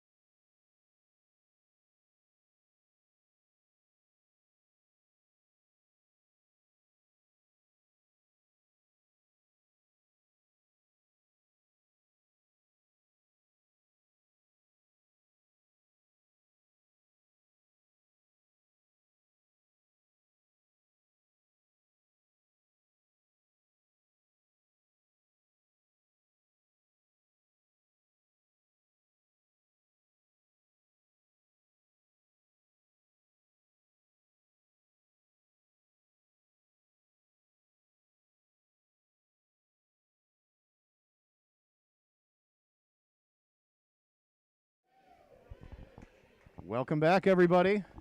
We're back here in Madison, Wisconsin at Fast Forward Skate Center. Here with Madison Roller Derby, I'm Rich Mahogany. I'm Assassinate. And we are here to bring you the game between Madison Roller Derby and Quad City Roller Derby. Things are just about to get into the action here, so we're going to real quick run down these rosters.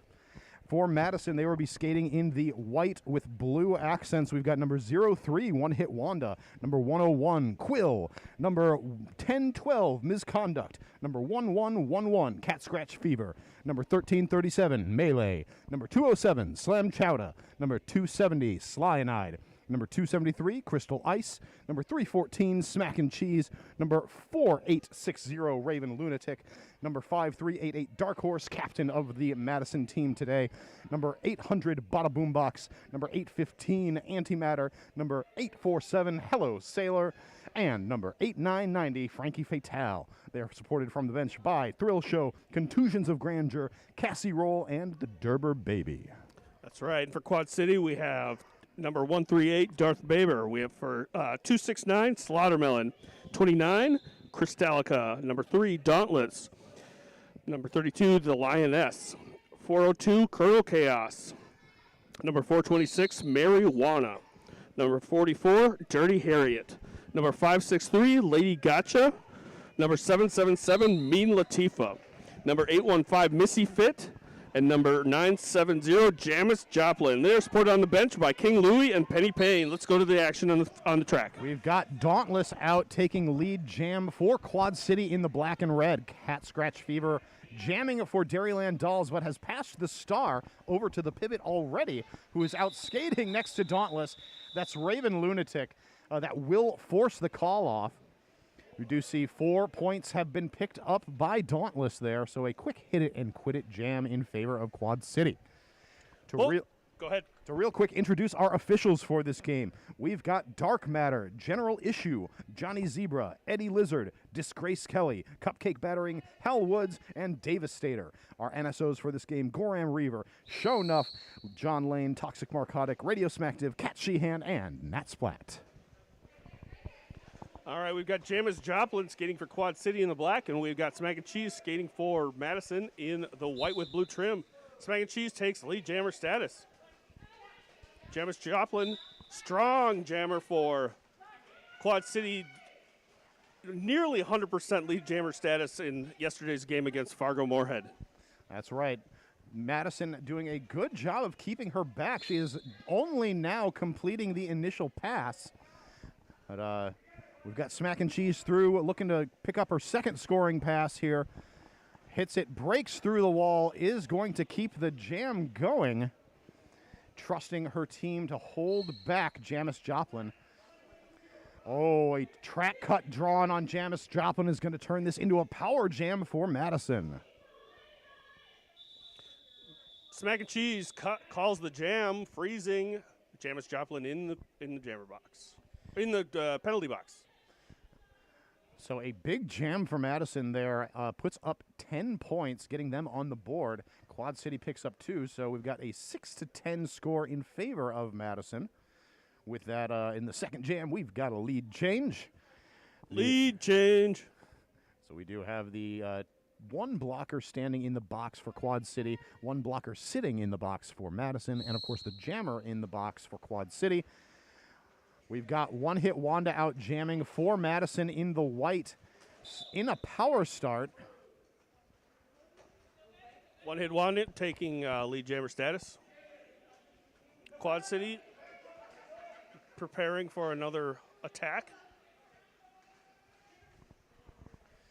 Wanda cutting to the outside on the apex, a clever maneuver that gives her a lot of room on the inside if the opposing team takes the bait. However, only 1 or 2 blockers followed her. They stayed ready on the inside to catch her. Only now is One Hit Wanda getting through on that first scoring pass. All right, and that is Jamis Joplin making her way through the pack for the initial pass. Now looking to score some points. Jamis Joplin coming back after starting the jam from the penalty box.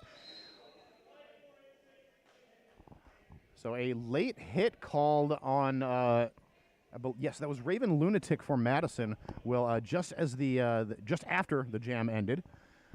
So Janice Joplin did get 3 points coming out of the penalty box. 6 points up for One Hit Wanda and the Dairyland Dolls. Brings our score to Quad City 9, Dairyland Dolls 16. We are just about to get into Jam 4.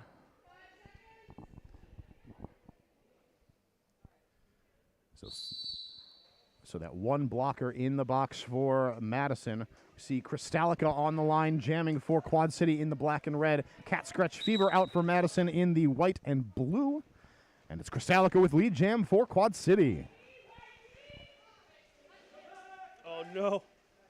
Crystallica having some lace issues. Oh, a track cut penalty assessed to Cat Scratch Fever. So it's a power jam for Quad City.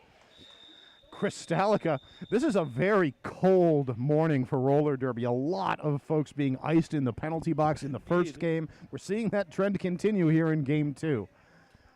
Crystallica, I noticed one of her skates came untied, Yeah. and she had been skating with an untied skate, so that partially probably contributed to why she called it off. Oh, no at that doubt. point. She did some quick maintenance here as she came up on turn or on the first straightaway, but a wise choice to call it off.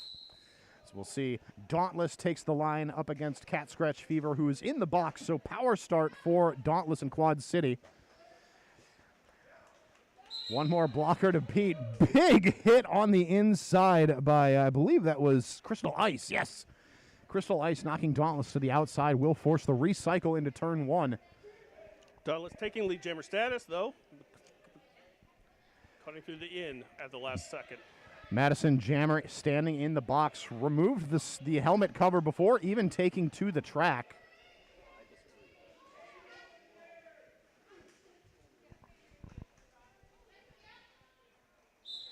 So Crystal Ice, the pivot for Madison, may be looking to receive the star pass from Cat Scratch Fever. Dauntless, not to be outdone, takes her star off. Nicely done. That is a nice tactic I've seen Madison use to good effect, with the pivot standing there looking like they may be ready to receive the star from the jammer, but in fact just give them that little quick whip over the line. Tricky. So very nicely done there by Madison. Cat Scratch Fever out, putting points on the board for Madison. Dauntless now through the pack. The jammer star did come off for Dauntless, so neither jammer eligible for lead jam at this point. So the jam's going to go for the full 2 minutes, and without the star on her helmet, Dauntless didn't pick up any points on that last pass.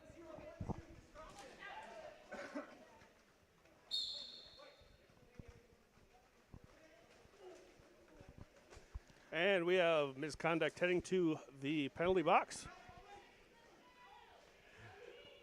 So this pair up at the front of the pack for Quad Cities, I am trying to get a look at their numbers, but the pair blocking for some of the skaters here for Quad City was just really on point in the game yesterday against Fargo. And seeing that again on display here this morning against Madison, that's going to be something that is going to be a bit of a nightmare for the Madison Jammers as this game goes on.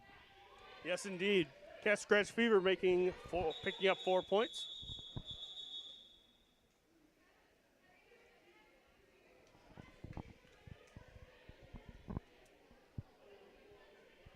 So that jam will come to its natural 2-minute conclusion. 12 points for Quad City, 8 for Dairyland Dolls, keeping this a very close game. At Quad City's leading by 1 point at 25. Madison right behind with 24. We've got 22 minutes and 24 seconds remaining to play in the first half, as we're going to go into a quick little official timeout. All right, and with that, we have another lead change. Yes, we do. Oh, wow, Math's hard. My coffee hasn't kicked in yet. Core fans on it.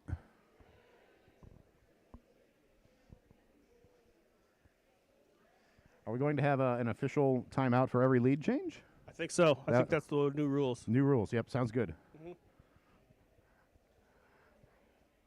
Take a drink and pause the game from officials. I think they just wanted to, so we've got 23 seconds on the clock, 24-25 on the score. Oh, big wish. That just doesn't happen every day. This was a very significant moment in time. Thank you for sharing it with us. Yes. I'll never forget where I was when that happened. Yeah. I hope you on the stream will not forget either. Let us know where you're watching from. Thank you all for joining us here. We're back into the action with Madison versus Quad City. Jamis Joplin back on the track for Quad City in the black. It's Dark Horse jamming for the first time this game for Madison. And we're off to the races, friends. Nay! Both jammers just cooking around the track. Pack picking up speed. This is the fastest we've seen folks skate outside of warm-ups today. The pack is just really a loosely defined cluster of skaters. Everyone moving so fast. I love it. What year is it? 4 points for both jammers. Fantastic. A fast-paced jam there. Yeah. 4 points, it looks like, picked up by each team. Skate fast, something. How do you skate fast? I don't know. There's something that people say about that. I don't know. Maybe the folks in the stream know.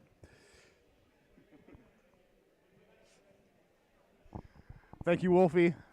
Never forget the 23, 24, 25 jam.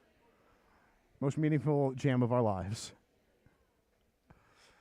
Getting into jam number 6 of this first half. One jammer in the box for Quad City. Kristalica out jamming for Quad City. Wanda out there for Madison. Two jammers with a bit of a different style here. Wanda just pushing up at the front, whereas Kristalica at the back just dipping and weaving back and forth, trying to find purchase.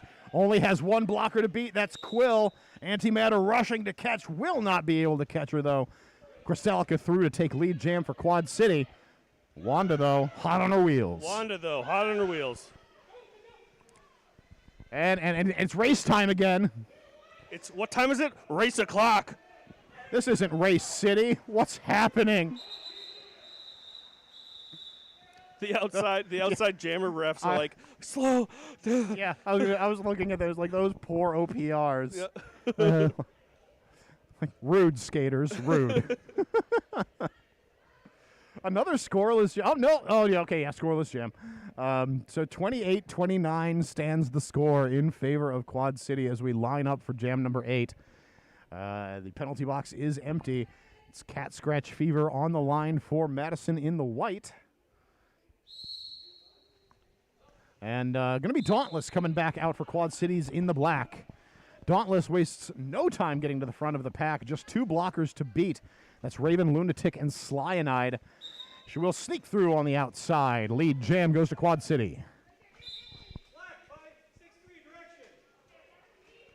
Direction of play penalty assessed to 5-6-3. That's Lady Gotcha on the Quad Cities. You're moving really quick to that penalty box. Good to see that hustle. Faster you get to the box, sooner you're back on the track. Dauntless picking up a quick 4. Cat Scratch Fever through. But so it looks like a track cut penalty assessed to Cat Scratch Fever is going to send her to the box. Power jam Dauntless.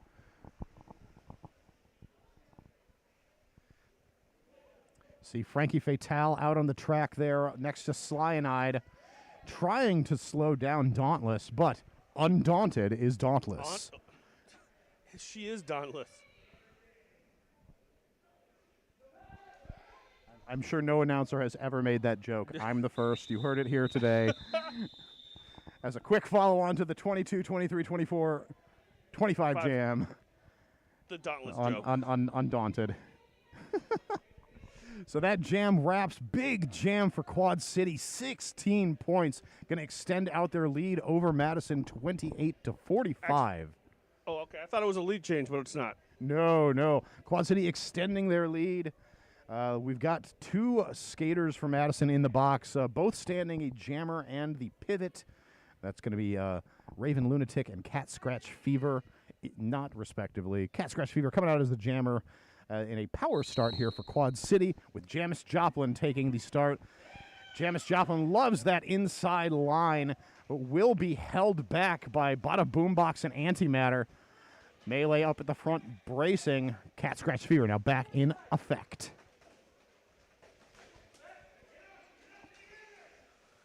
Jamis Joplin takes a sneak along the inside. Amidst the confusion, takes lead jammer status. Marijuana and Mean Latifah coming together at the front of the pack to hold back Cat Scratch Fever. That hat is off. It's been passed over to Raven Lunatic. Successful star pass for Madison as Raven gets that star on her helmet and becomes the jammer of record.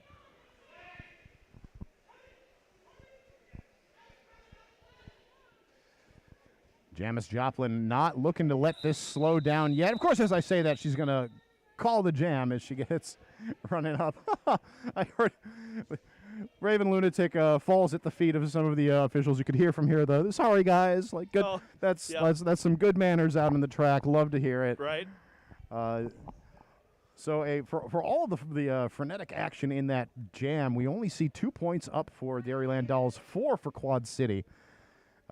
We will have both teams at full strength going into jam number 9. Or I'm sorry, jam 10. As Crystallica jams for Quad City against Smack and Cheese for Madison. Smack and Cheese makes does some fancy footwork, takes lead jammer status. Oh, and followed by Crystallica. We got some fast skating here again. Although it looks like the blockers are like, no, you're going to slow you down. Whoa, Big hit on Hello Sailor. Yeah, looks like Crystallica just came in on Hello Sailor as she was getting up, and looks like everyone's okay. That's good to see. For a moment, it looked like a bit of a tough hit. Right. Okay, Crystallica taking 3 points. There was no pass, no foul on one of them. Oh, nice hustle there by Lady Gotcha, getting right up to the front of the pack, forcing the call off, getting in front of Smack and Cheese. Looks like she will pick up a penalty for her troubles, though. Missed what the call on that one was, but it is a 4-3 jam in favor of Dairyland Dolls, so Madison's starting to chip away at that lead. This is a close game so far, though. It's hard to believe that we're already halfway through the first half. We've got 15 minutes remaining. This has been a very fast-paced game. We're going to see Dauntless taking on Dark Horse. Dark Horse makes her way through the pack first, taking lead jammer status, but don't look too close. Dauntless is right behind her. Oh, Dauntless, little hop and a skip around that white tripod, but Dark Horse picks up 4 points. Very nice positioning there by the Madison blockers as the pack was moving through turn 2, able to kind of guide everybody to the outside, which included their own jammer, for which they made a little hole. Very nicely done. 4 more for Dark Horse. Dauntless now with 1 to beat. Just needs to get around but a boombox with a little bit of help from Lady Gotcha. Will do so. 4 points up for Quad City as Dark Horse comes around looking for more. Smashes into Lady Gotcha. Oh, apparently that was a stop block is going to be called on Lady Gotcha for that hit there.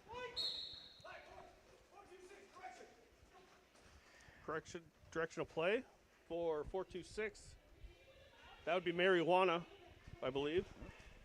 Right you are. So this is a big jam here for Madison. Dark Horse coming around has picked up 16 points already, looking to make it 20. She runs into Mean Latifah, and I believe that's Colonel Chaos out there. Yep. 4 points apiece on that last pass. But Madison closes the lead with a big 20-point jam for them, 8 points for Quad City. Closing the gap, 54 to 60 to 54 in favor of Quad City. And unsurprisingly, Quad City is going to call for a team timeout after that jam. Great opportunity here to kind of slow that momentum down, be able to try to take control back of this game. But Madison coming up hard here, and it's going to be a tough next jam for Quad City as they do have 3 blockers in the box. One of them standing, of course, getting ready to get back into the action. But Lady Gotcha for Quad City, Corfan is pointing out in the comments that when Quad City played against Madison's team Unicorn at Kiva Lady Gotcha played Jammer every other jam of the game. Wow, that is one heck of a rotation. It's not surprising, too. We've seen Lady Gotcha, that is not surprising to hear because we've seen Lady Gotcha put on quite a performance both yesterday and today. She was an incredibly effective blocker in their game against Fargo yesterday and is clearly continuing to be so here. Unfortunate for Quad Cities that Madison has been able to draw these penalties on her so far. We'll see how what kinds of course corrections happen here as a result of this team timeout taken by Quad City, which is just wrapped up, and we are getting ready to get back into the game.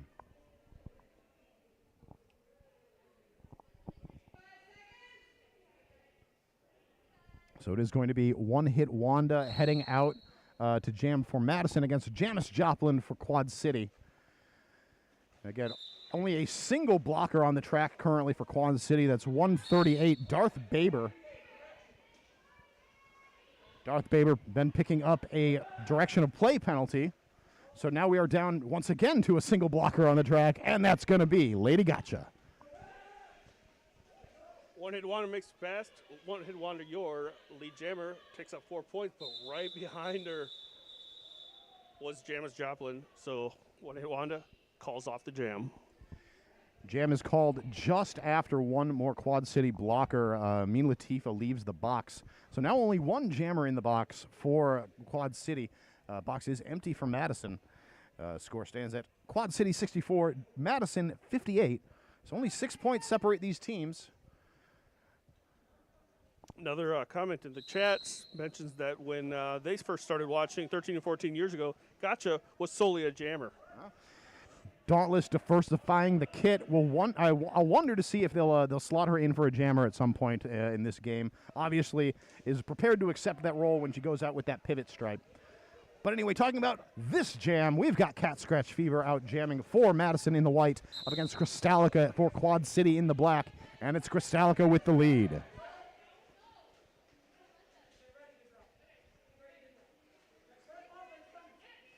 Whoa, attempted an apex jump. Cycled back by Quill. Darth Baber attempting to assist Crystallica to make her way through the tripod of white.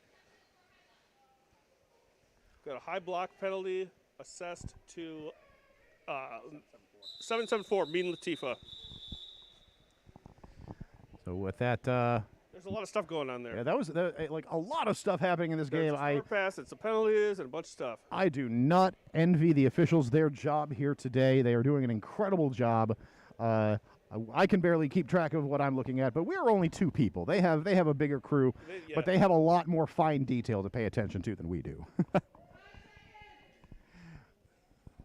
So Mean Latifah starting from the box. Will be Dauntless out to jam for Quad City. Smack and Cheese for Madison. Dauntless wasting no time getting up to the front of the pack. Pushing away on Cyanide.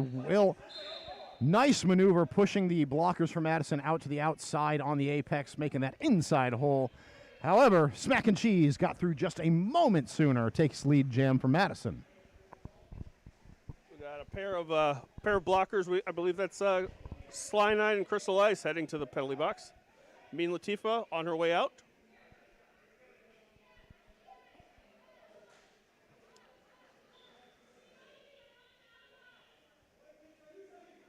Dauntless is about to make another scoring pass. Will Smack and Cheese call it off? Nope.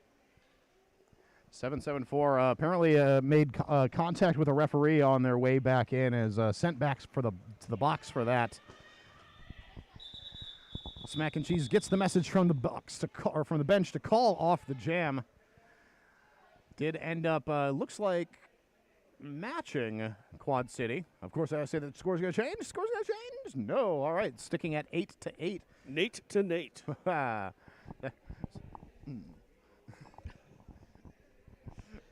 Some things are just for us. Yeah, then that's okay. And that's okay. So 10 points separate these teams with just under 10 minutes remaining to play in the first half. Janice Joplin on the line for Quad City against Dark Horse for Dairyland Dolls. Dark Horse up through the pack, pushes through the seam for Quad City, takes lead jam for Madison. Such an exciting jammer is Dark Horse. Just with the speed. She's very, very fast, nimble, and smart. Has great track awareness. Beautiful hop around 246. Marijuana there, and a little turn. Whips her hair back and forth.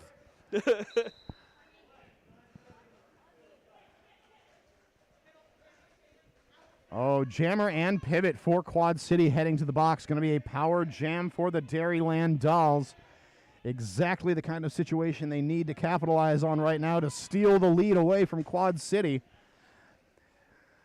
Madison coming in with the crush. Dark Horse manages to make her way around Latifah. Madison going to lose antimatter to the box. So now pack strength starting to even out here as the jammer and pivot for Quad Cities retake the track. But not before 4 more roller derby points are put on the board for Madison by Dark Horse. High block for Raven Lunatic heading to the box.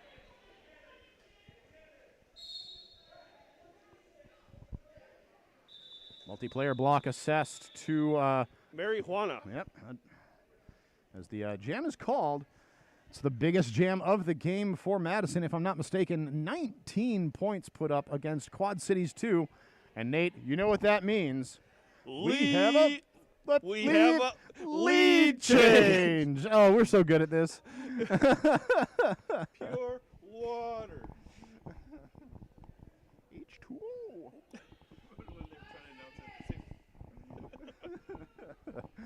All right, so we've got 2 blockers in the box for Madison, 1 in for Quad City. Wanda out jamming for Madison. Kristalica out for Quad City. Kristalica with 2 blockers to beat at the front, gets around Cyanide on the outside, takes lead jam for Quad City. And looks like Cyanide picked up a penalty for her trouble on the way out. So Wanda now free of the pack, eligible to score points. Nice whip taken off of Lady Gotcha there. So Kristalica picking up some extra speed as the penalty box begins to empty out. Jam will be called. Brings the game a little bit closer. Madison only with 3 points in the lead as Quad Cities picks up 4 that will go unanswered by Madison in that last jam. We'll see this next jam with a single blocker in the box for Madison. Quad City at full strength as they send out Dauntless to jam against Cat Scratch Fever.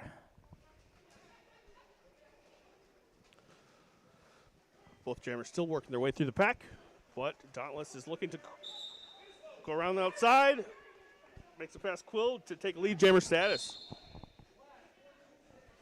Cat Scratch Fever following about half a track behind.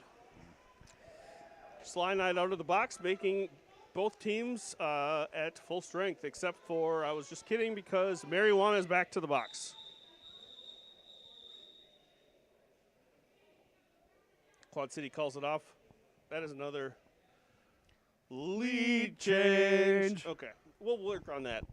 we'll workshop it. Okay, next time you set it up, and then all right, we got it. All right. I mean, no, we never plan these things. They're all purely organic. No, it's purely no planning goes into this at all. Nothing at all. Roller derby's not scripted. What? It's roller derby announcing isn't scripted. As we get into jam 18, Janice Joplin takes the line for Quad City. Smack and Cheese jamming for Madison. And it's a slow-moving pack to start. Janice Joplin takes opportunity on the outside to take lead jam. Smack and Cheese, though, right behind. Jammers moving quick. Will the pack?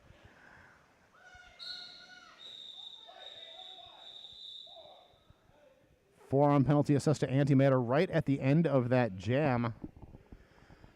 Looks like 2 points put up by Quad City, 0 for Madison. So Quad City just edging out that lead as much as they can. So 4 points now separate these two teams. Just under 5 minutes remain to play in the first half.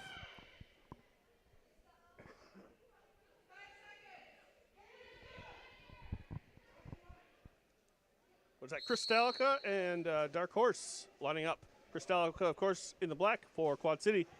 In the white with blue trim, Dark Horse for Madison. Dark Horse goes to the box. Maybe I heard someone say forearm. I'm not sure. Yes, forearm is the call on Dark Horse. So power jam for Crystallica and Quad City. And only 2 blockers on the track right now for Madison. That's Melee and Crystal Ice doing what they can to stop Crystallica. Maybe if Crystal Ice can put Crystallica on ice. That's not going to happen that pass. Not on that one. Crystallica is too hot. Cuts right through the ice. Cuts right through the ice. It looks like she's calling it. She's calling it right as Dark Horse exits the penalty box. So this next jam will start both teams at full strength. That was good hustle there by Dark Horse, getting out just in the nick of time. Seemed like Quad City was trying to call that jam as she was hitting the pack initially, but then needed to take a moment after the initial impact to back off and call off the jam again. That may have given Dark Horse just enough time to get out of the box. So we do have an official timeout being called for here. If you're enjoying watching Madison Roller Derby play and would like to see them play some more, I have good news for you, friends. Madison Roller Derby's home season for the years 2020-2023 will be happening. First game is going to be December 12th, second January 21st, and third February 11th. All of these at the Kiva Sports Center in Middleton. Mark your calendars, friends. Come out and see those games. We will likely be trying to stream in a similar fashion to this, but things aren't quite set in stone yet. But whatever you do, mark your calendars. Make sure you can be present for the exciting return of live roller derby here in Madison, Wisconsin. Speaking of returning to roller derby, what's happening down on the track, Nate? Looks like we have Dark Horse lining up against Dauntless. Dark Horse for Madison, Dauntless for Quad City. Dauntless trying to make her way through the pack. Dauntless taking lead jammer status. So Dark Horse in the box with the jammer star. I thought she had just come out of the box at the end of the last jam. Well, maybe that was what they were reviewing. Yes, perhaps that was an early departure from the box that earned her another 30 seconds, because that is definitely a full 30 seconds that Dark Horse is serving in the box to start this jam. So Dark Horse now returns to the track with the star in hand as Dauntless spins around the outside, is taken to the out by Raven Lunatic, recycled, will force the call off. With that, Quad Cities does break over the century mark. That's 101 over Madison's 85. 2 minutes remain to play in the first half. We do see a single blocker in the box for Madison. Quad City, full complement of blockers and a jammer. One-hit Wanda wears the star for Madison in the white. Jamis Joplin for Quad City in black. Pack being pushed to the outside. Jamis Joplin tries the inside, but is met with resistance in the way of Crystal Ice. One-hit Wanda tries making it through the inside, is successful, takes lead jammer status, but Jamis Joplin is hot on her wheels. Jamis Joplin had a beautiful little maneuver there, the little hop and turn around to cut around Bada Boombox and then cut right across the track to make up that space behind Wanda. And with that, pressure will force the call off. Only 2 points picked up there by Dairyland Dolls on that last jam. Quad City is held scoreless. Dairyland Dolls, though, creeping back, trying to take back more of that lead. Only 1 minute left in the first half. All right, this will likely be our final jam of the half. Pack strength situation swapped from last jam. Single blocker in for Quad City. Cat Scratch Fever jamming against Crystallica. Cat Scratch Fever around the outside. Takes lead jammer status, but Crystallica's hot on her wheels. Gets a nice little friendly push assist from Lady Gotcha. Core fan once again out there with the keen eye. Dark Horse was sitting for she had been sent to the box for 2 penalties, but the box timers only had her sit for 1. Okay. So no harm done by Dark Horse. It was just an honest mistake of box keeping. So that was all that had happened there. All right. Good looking out, Core fan. You are my favorite producer ever. We have And 3, photographer, 2, but you know. 1. Are we going to have another jam? Nope. Nope. No timeout called. So with that, we are at the half. Going in, we have Dairyland Dolls at 87, Quad City in the lead with 103. Has been a very close game. Lots of back and forth. Very exciting game. Absolutely. Fast skating. Excellent blocking work. A lot of like fun penalties. Yeah. I don't know if those are fun, but they're fun for me. And we'll be heading down to the box to look at some of that penalty information to bring you once we come back from the half. But we'll be back in just about 3 or 4 minutes for the second half of Madison Roller Derby taking on Quad City. I'm Rich Mahogany. And I'm Assassinate. We'll be back soon. Thanks for tuning in.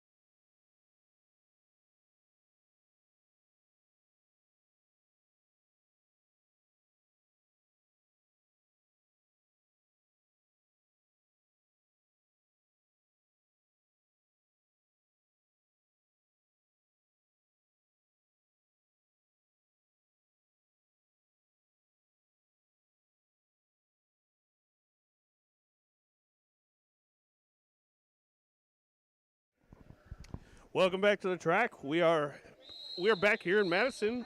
We are watching Madison take on visiting team Quad City. That's right. Quad City currently in the lead with 103. Madison behind at 87. It's been a very close game. We're likely to see a little bit more back and forth. We are lined up to get going, but I do want to give you a quick update on the penalty situation from the first half. For Madison, we've got Slynide with 3 penalties, Raven Lunatic with 3. Nobody else any higher than that.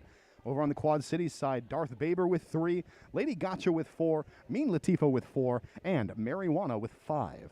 So, Marijuana, the only one who's in the most dangerous space of fouling out. But we'll see how things play out in the second half here. Yep, and lining up, it looks like we have Dauntless lining up for Quad City in the black, and I think that is Cat Scratch Fever in the white with blue trim for Madison. So these the penalty box is empty, so these teams. Is that a fake out? Yep, fake out. We thought Jam Timer thought we were ready, but we still had a little bit of a zebra huddle happening on the outside. It was just outside of y'all's screen, so you can see the one leg. So we just had Hellwoods skate in there. Yeah. So a little bit to her left was a zebra huddle discussing things, and now they're discussing it in the middle. You can see. I think my guess they are discussing where to get brunch after this. They forgot to think about that before the game, so they said, "Hey guys, we forgot to discuss brunch." It's an important thing to know before going into the second half of the final game of morning doubleheader. Absolutely. Here in Madison, Wisconsin at Fast Forward. Thank you all so much for tuning in on the internets, whether you're watching us live or watching us in the future. Hello, greetings from the past, where it is Sunday, September 28th, or not September, August 28th. That would be the future. That'd be the future. But we are back into the action now. Officially, Cat Scratch Fever takes lead jam for Dairyland Dolls. Dauntless out there for Quad City. Working our way through the pack. Will skate by Raven Lunatic. Now eligible to score points.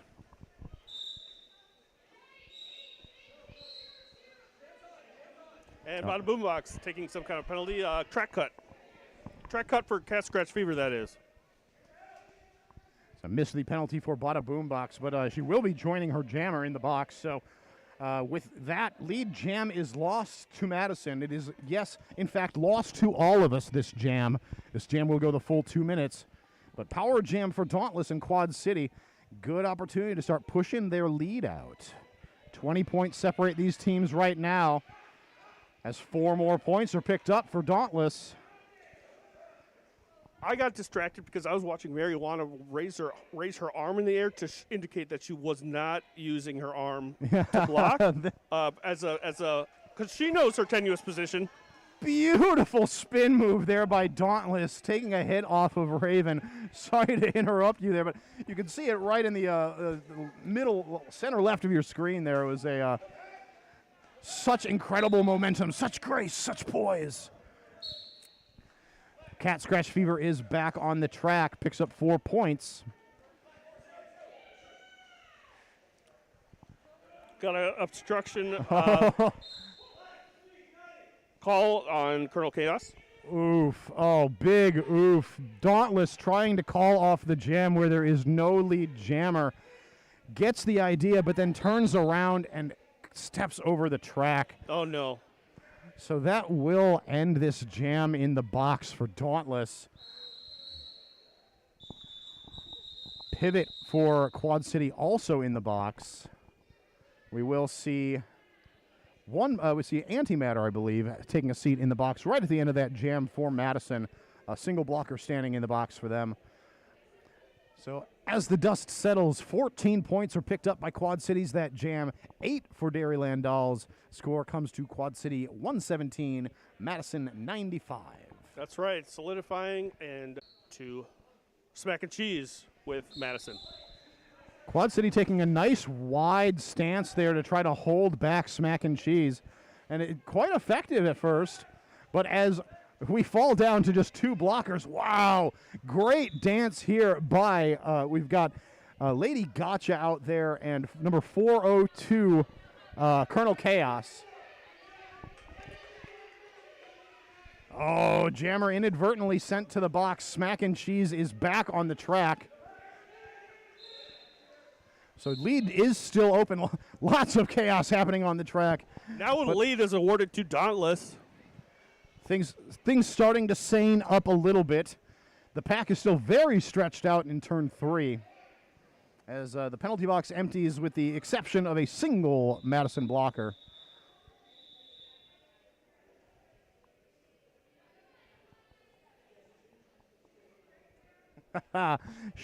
Yes, Wolfie, thank you for filling in our phrase Mad Lib. Skate fast, eat grass, moo.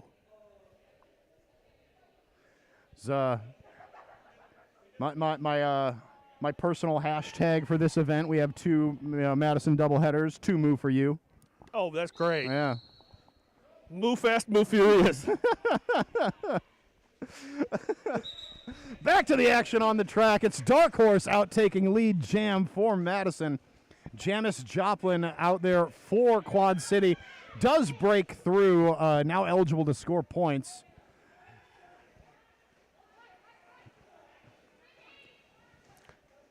Four points for Dark Horse. Nice job by Dark Horse, keeping moving fast, not really letting the Quad City blockers having an opportunity to get themselves together. Jamis Joplin picked up some sort of penalty, a track cut penalty. Thank you very much, Assassinate, for your eagle eyes, sharpshooter eyes. Sharpshooter eyes. I just heard them say track cut, I think. Your sharpshooter ears. Sharpshooter ears. The Dark Horse through, picks up 4 more points, is going to keep this jam rolling. Does not seem interested in icing Jamis Joplin in the box. And when you're on a score tear like this, why would you? Going to trust in that team to accept and stop Jamis as she comes back into the... Yeah, Jamis comes in hard and hits that wall. Brute forces her way right through. What a powerhouse. Dark Horse getting the message from the bench, will call off the jam after picking up 4 points. Looks like it's going to be a total of 16 points up for Madison, only 4 up for Quad City. So Madison beginning to close up that gap. We're getting closer again. Only 14 points separate these teams. That's right. Madison crossing that century mark as well. That's the century mark sound. That's a good sound. I appreciate that. Both teams at full strength as we get into jam number 4 of the second half. Crystallica skating 4. Quad City. One Hit Wanda skating for Madison takes One Hit Wanda taking lead jammer status. Got several penalties being called here. I know one of them on Lady Gotcha, the other being on the Madison pivot. Oh, big hit in turn 2. Crystallica, only 1 blocker to beat, will get around Cyanide. One Hit Wanda returns to the pack. One Hit Wanda picks up another 4. Skating around Slaughtermelon. Increasing that. Looks like we have some. And we are going to stop this jam for skater injury. So just a moment to check on our down skater. So thank you all very much for your patience. And once again, a big shout out and thank you to our safeties, to our medical staff, making sure we are all safe and well taken care of in this this big time sport that's very rough and tumble that we love and play and talk about, called roller derby.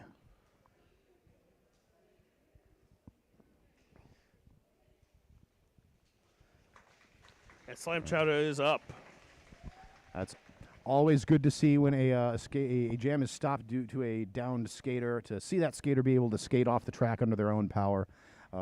As we have unfortunately had the opportunity to mention a few times today, when a jam is called for a skater injury, or a downed skater rather, the rules say that skater must sit out for 3 jams. You know how cool Slam Chowder is? How cool. At the end of this bout, she's going to take off her skating helmet and put on her motorcycle helmet to ride home. That is super cool. Yeah. Like, that's... What if she forgot and wore her motorcycle helmet on the track? Is that legal, do you think? Something tells me it's not. Probably not. So we are ready to get back into the action. We will see a single blocker in the box, both the pivots for each team. We've got Dauntless jamming against Cat Scratch Fever. Dauntless wasting no time hitting that Madison wall on the inside. Spin and a jump, doesn't quite stay in, is going to be recycled back by Hello Sailor, and is delivered right back into the loving embrace of the Madison wall. Cat Scratch Fever up at the front, does get by 7-7-4 for Quad City to take lead jam. Madison will lose a blocker to the box. Very nice catch there by 402 Colonel Chaos for Quad City, stymieing Cat Scratch Fever's forward progress. That's right. That tripod is made up of marijuana, Colonel Chaos, and Mean Latifah. A lot of good communication going on there.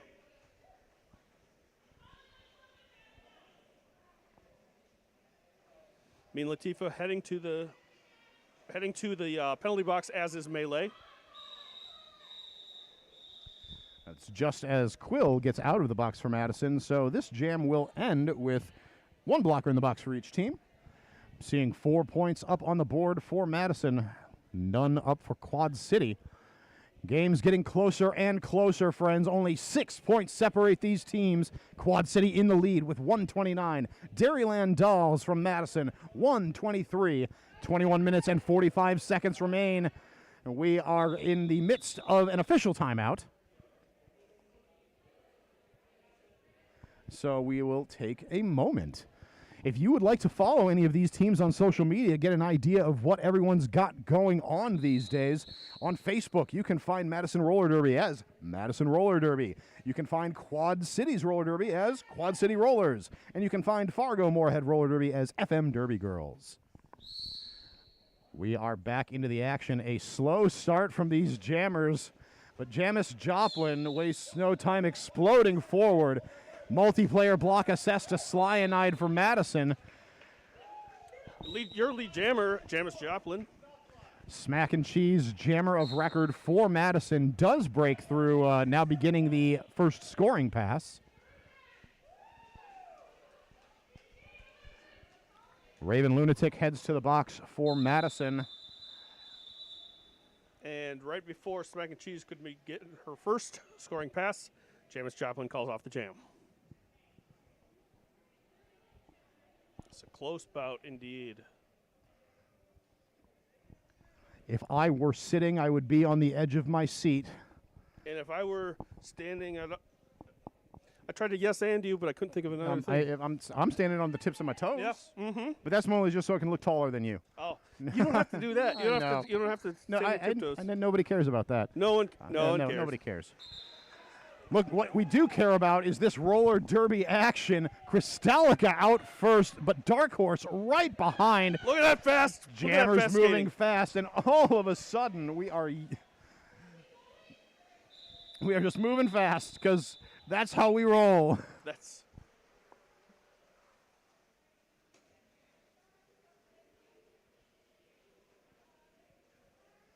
So jam is called with no points gained. Every now and again, we just like to have a quick roll around the track. Just a quick lap. Just a little fun. Just doing a hot lap. Just a hot lap. Hot lap, hot lap. Hot lap summer. Hot lap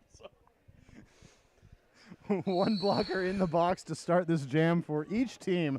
Dauntless wears the star for Quad Cities in black. Wanda out for Madison in white. Both jammers out quite close, but it's Dauntless out in the lead to take lead jam. We're not doing that, are we? The lights. They keep changing, like. Maybe I stepped on something? Maybe I'm going crazy, but it feels like the lights are changing. I'm probably going crazy. 3-point jam in favor of Quad City.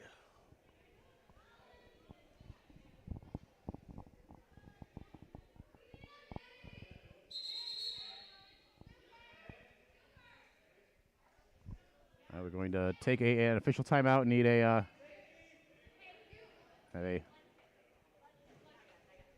Apparently a little bit of blood back on one of the benches. So we're going to have a quick official timeout to clean all that up. Want to be nice and safe and clean here. Safety, as you can see, all the officials are out skating at the track to look to see if there are any errant drops of blood. Blood. It's not the Halloween bout yet, friends. Ooh, spooky. Doesn't have to be Halloween to be spoopy.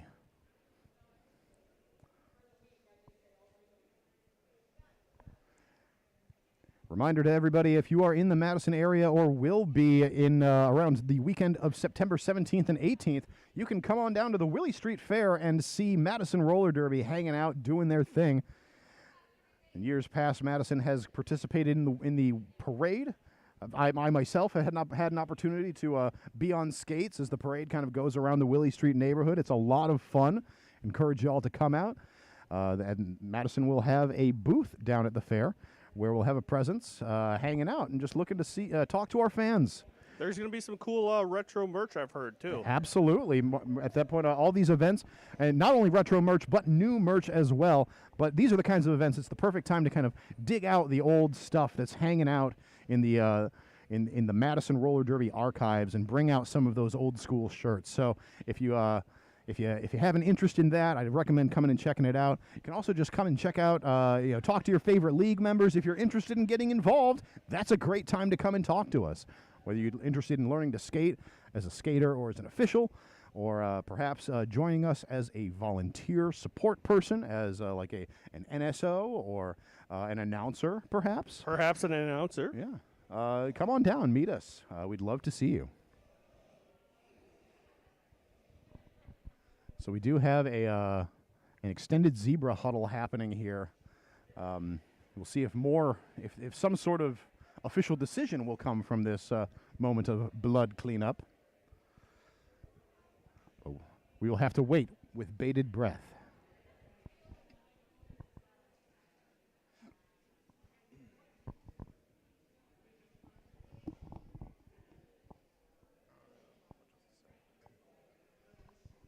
Madison Roller Derby is looking for a place to hang our skates. We are looking for a new venue to do our practices and our exhibition bouts for the public to view. If you have any leads or want to assist, contact Executive Director at MadisonRollerDerby.org. Of course, Fast Forward has been a much beloved space since Madison Roller Derby's inception. But not all things can last forever, unfortunately. So not even cold November rain. No, it's true. If only you could see our listful faces right now. Oh, wait, you can.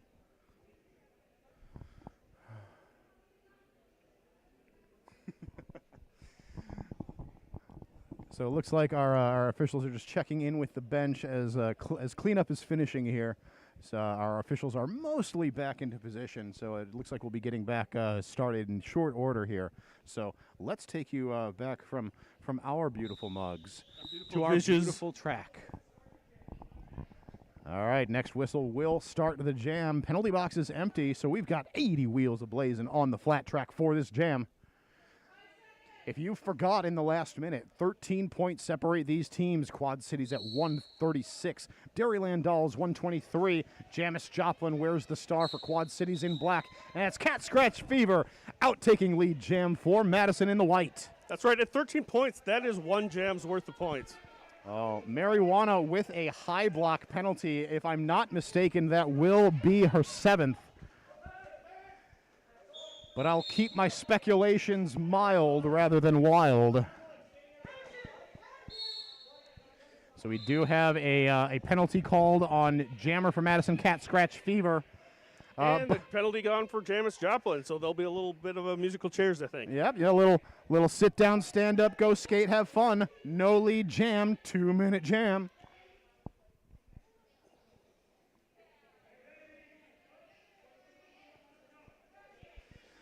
So Jamis Joplin quickly back in effect, and Cat Scratch Fever only needing to serve the amount of time that Jamis served.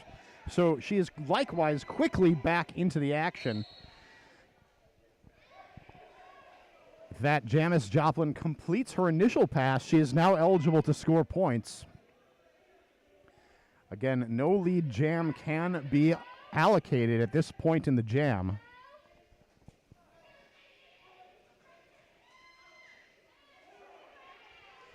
Madison doing a good job of getting up and getting in front of Janice Joplin at the last moment. That's antimatter and cyanide in there along with crystal ice. That's right. It looks like the Lionesses come in to assist Janice Joplin in breaking up that tripod. Yeah, some good offense being played there, but now has to break off to Bridge.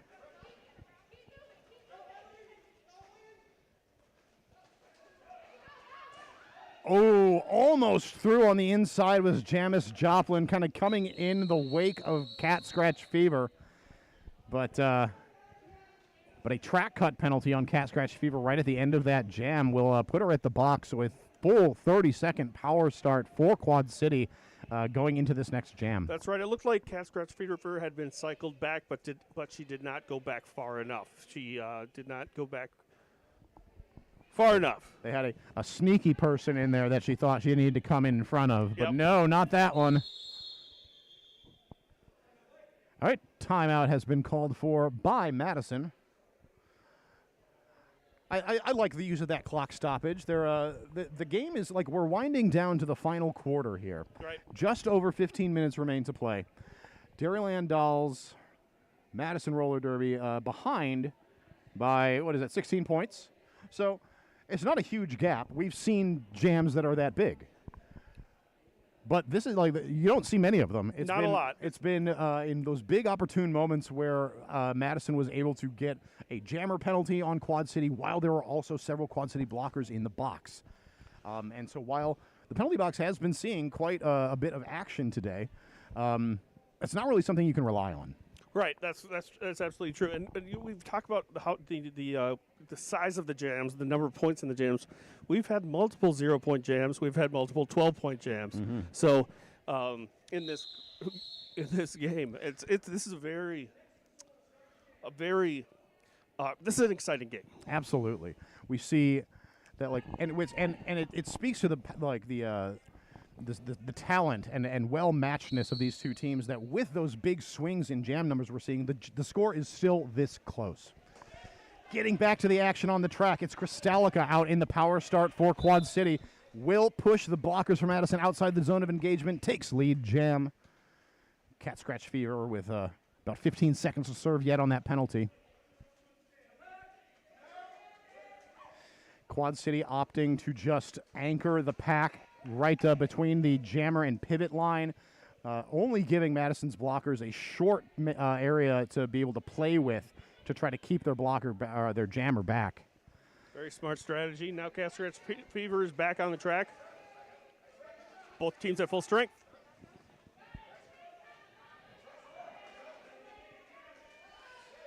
Kristalica spinning to win. One more to beat. Raven at the front. She will get through. A hard-fought 4 points. Cat Scratch Fever trying to find purchase on the inside. Very nice getting low, kind of lost from the view of the Quad City blockers for a moment, but they were able to recoalesce. Cat Scratch Fever still having trouble with that pass. As Kristalica comes through, picks up 8 points total, 12 points total, and calls off the jam. That's right. Extending that lead by a considerable margin. What is that, 18 points? What is that, 27 points? That looks like 18 points to me. Or 27 points. 27. 28, 29, 30. Can I get 40? 40. Can I get 40 points? Announcer math is best math. Yep. And by best I mean worst. It's worse. It's when you're on the spot. It's because we have a microphone to our mouth. It's true. If only I had a calculator in my mouth. Yep. Back to the action on the track. Smack and Cheese wears the star for Madison in the white. It's going to be Janice Joplin, though, taking lead jam for Quad City. Slam Chowda heading to the penalty box. I didn't catch why, but Yeah. Oh, another quick call off there by Quad City, picking up the 4 full points on that pass. But Madison does manage to sneak away 2. That math is much easier to do. Yes, 30 indeed. points separate these two teams.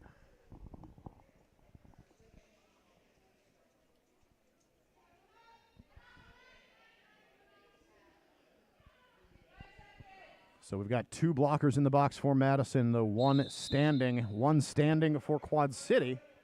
And we are going to have an official timeout.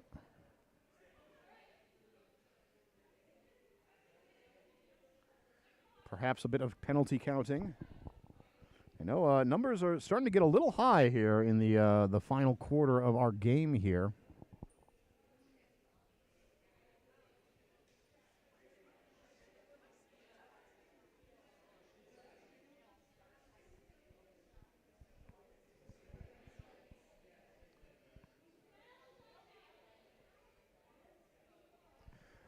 So again, if you have enjoyed the games that you've been seeing today, please go ahead and follow these teams on social media. I'm sure they would love to have your clicks and your eyes. Madison Roller Derby on Facebook as Madison Roller Derby and on Instagram as Madison Roller Derby. Quad Cities Roller Derby on Facebook as Quad City Rollers. And Fargo-Morehead Roller Derby from earlier today on Facebook as FM Derby Girls.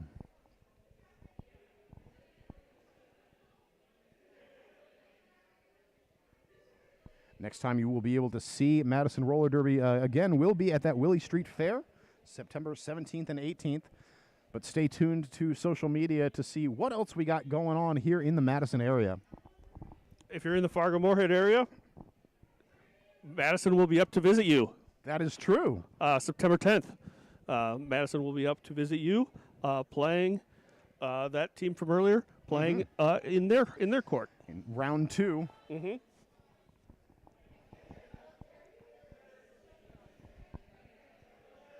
So it looks like there is some penalty swapping happening.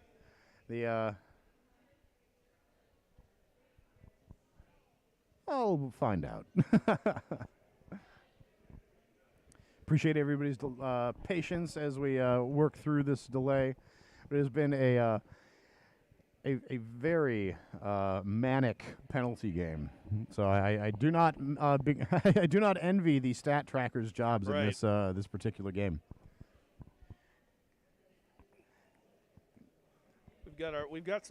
This is all gibberish to me. We've got a stat screen here. I don't understand it. That gives us it's kind of the inner workings of our scoreboard here.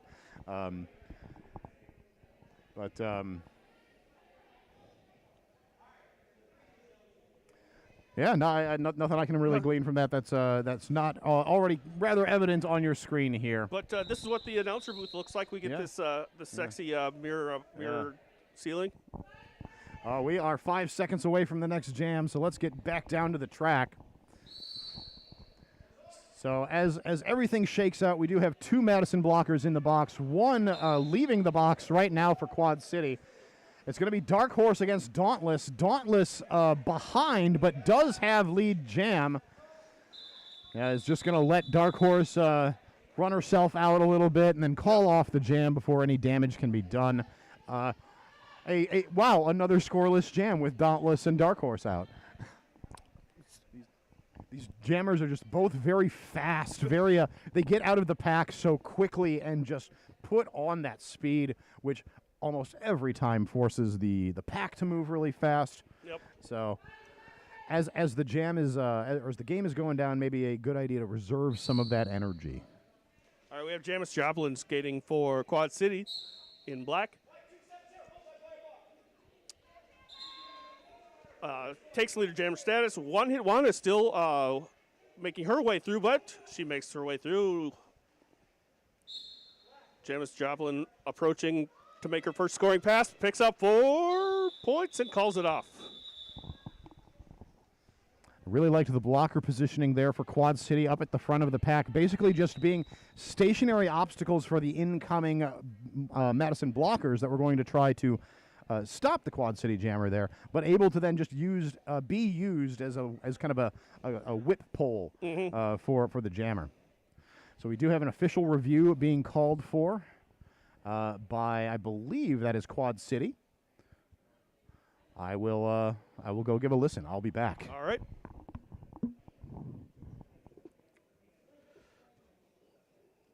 We do have our home team, Madison home team games coming up. This year, Live Roller Derby is back with a vengeance. In December 12th, January 21st, and February 11th at the Kiva Sports Center in Middleton will be the three the dates for the home games. There will be the four local home teams be playing against each other. So come on out to that.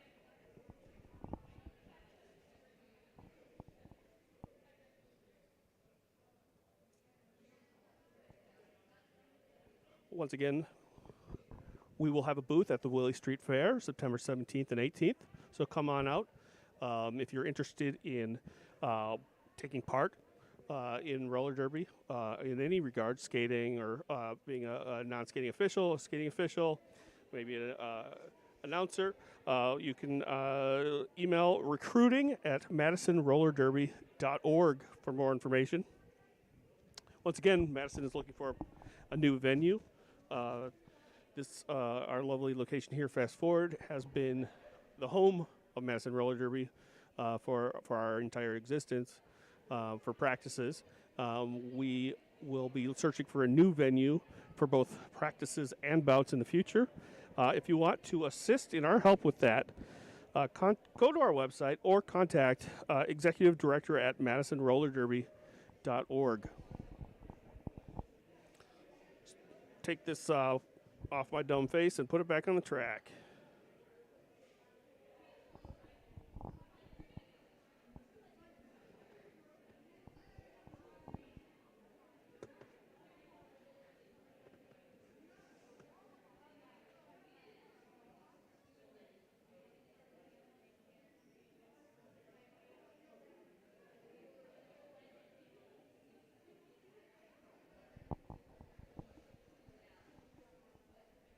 And Rich Mahogany is making his way back to the announcer booth to give us an update.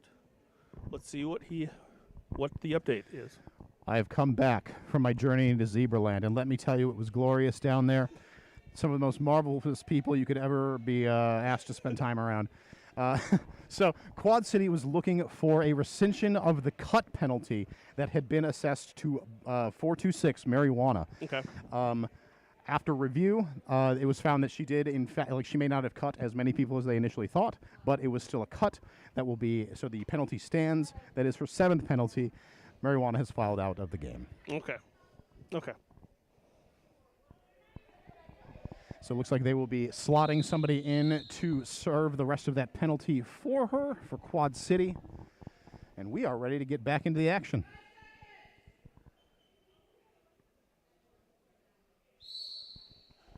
All right, we've got one-hit Wanda skating for Madison, but she's in the penalty box. That gives Kristalica a chance to take lead jammer status. And a very short pack out here.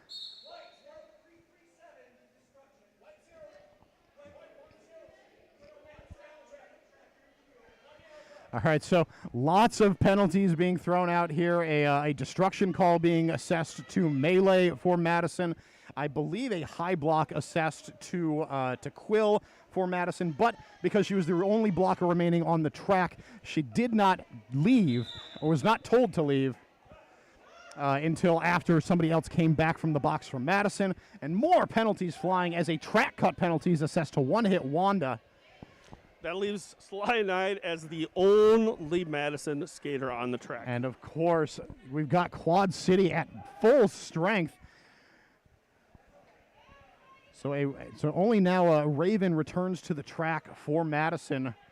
So now some pair blockers able to try to slow down Kristalica. But 20 points up so far for Quad City. Melee joins the fray.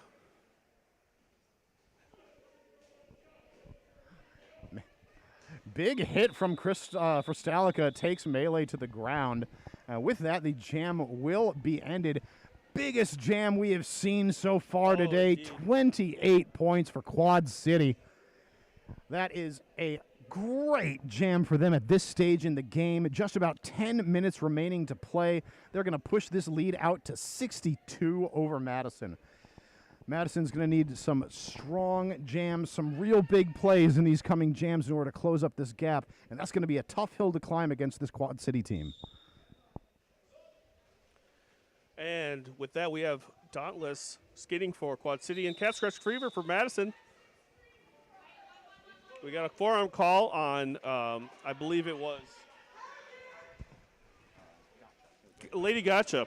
Cat Scratch Fever also heading to the penalty box. So Cat Scratch Fever being called back to the track. Oh, and Cat Scratch Fever is still lead jammer. Yes, very nice leap over the apex there by Dauntless. Very graceful jump, little pirouette in the air. I'm sure that's what that's called. I think it's called that. No pack is called. That's going to allow Cat Scratch Fever the opportunity to get through. Once she gets that 4th point, she's going to call the jam. Oh, I'm sorry, that's a 0 points for Madison. Quad City gets 6 points up. Lead extending out here in the waning minutes of this game. That's right. We are just shy of 10 minutes until the end of this game. We'll see a pack advantage of 1 going to Madison for this game. Uh-oh. Looks like Lady Gotcha gets fouled out as well.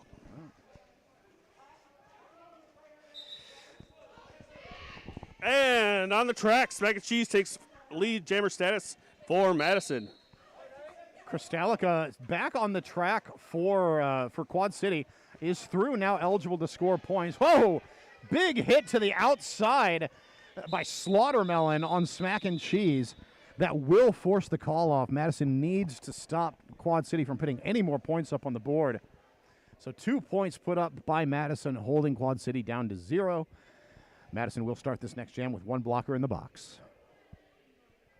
But yes, as you said, we got to interject for just a moment there. It looks like we did have Lady Gotcha foul out of the game for Quad City as well. Both Lady Gotcha and Marijuana skating very solid games. It's definitely looking like a short bench down on the Quad City side right now. So that's going to be a key factor here for Madison as they try to take this game back in the last 8 minutes. We've got Dark Horse out jamming for Madison, Dauntless out for Quad City. And it's going to be a lead jam for Madison. Dauntless takes a star pass, passes it off to Jamis Joplin. Jamis Joplin gets cycled to the back by Quill. That allows Dark Horse to make some points. Very nice shared controlling of space there by Quill and Hello Sailor. Sailor zoning out the outside lane. Quill taking the in to knock the jammer in. In the meantime, Dark Horse through for 4 points.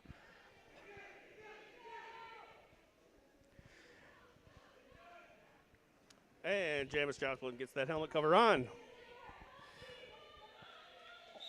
4 more for Dark Horse, and she calls it off. Looks like that did lock in before Jamis could pick up any points. So an 8-point jam going unanswered in favor of Madison. Slaughtermelon, of course, formerly of the Barbed Wire Betties. Thank you, Corfan. Slaughtermelon with that distinctive, awesome helmet. Yes. Outfit game on point. I'm here for it. So both teams are at full strength going into this jam. Wanda jams for Madison up against Kristalica for Quad City. A Quad City jammer rotation getting pretty thin. One hit Wanda through for lead jam. You see her raise her fist in victory as she makes it. Kristalica is through. Melee takes a penalty. I'm not sure for what. Wanda taking the outside line, picks up 2 points before being forced to call off the jam. This chipping away is definitely working well for them, but the clock is going to be their big opponent here with that strategy. I mean, aside from the tenacious defense of Quad City, they're not going to make it easy to make a comeback without putting any damage on the board. Yeah, we talk a lot about jammers, but The Quad City, that Quad City defense is just so solid. Yeah, they're really good at moving between all kinds of different shapes. And we see right now up at the front, Janice Joplin wearing the pivot cover up there playing some great offense, but unfortunately does pick up a direction of play penalty for her efforts there. That's right. We have Crystal Ice taking a star pass for Madison, but Dauntless is still lead jammer, takes 4 points. So it looks like Ice will manage to steal 2 points away there. Call-off came a little late from Quad City. 3 points up. So a 3-4 jam in favor of Quad City. Just 5 scant minutes remain on that clock.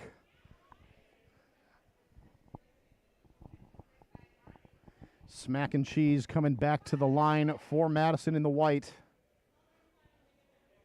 I believe that's going to be Crystallica. Yes, it is. Crystallica for Quad City in the black.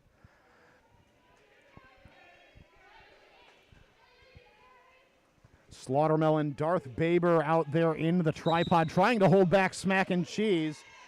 Darth Baber with a valiant effort for that last hit. Does make contact, but can't stop Smack and Cheese. You can't stop the smack. Oh, big hit on Smack and Cheese, but that is going to be a high block for Darth Baber, sending her to the penalty box for 30 seconds to think about what she's done. Oh, and a forearm penalty assessed to Crystallica. Jammer for Quad City. This is going to give Madison a power jam. Power jam for Smack and Cheese. Just what Madison needs right now. Diminished pack strength and a power jam.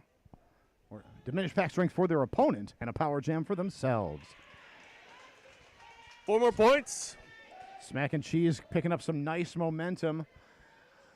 Good offense being played by Madison here up at the front. Quad City set up, ready to receive. Does manage to stop Smack and Cheese. Great positioning here by Quad City at the front. That's right. That is Dirty Harriet, Slaughtermelon, and Janice Joplin. Crystallica out of the penalty box. Smack and Cheese going to keep this jam going.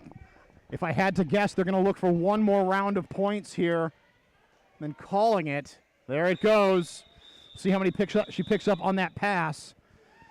Our officials will have to confer for that score for Madison. But it looks like they are narrowing that gap just a little bit.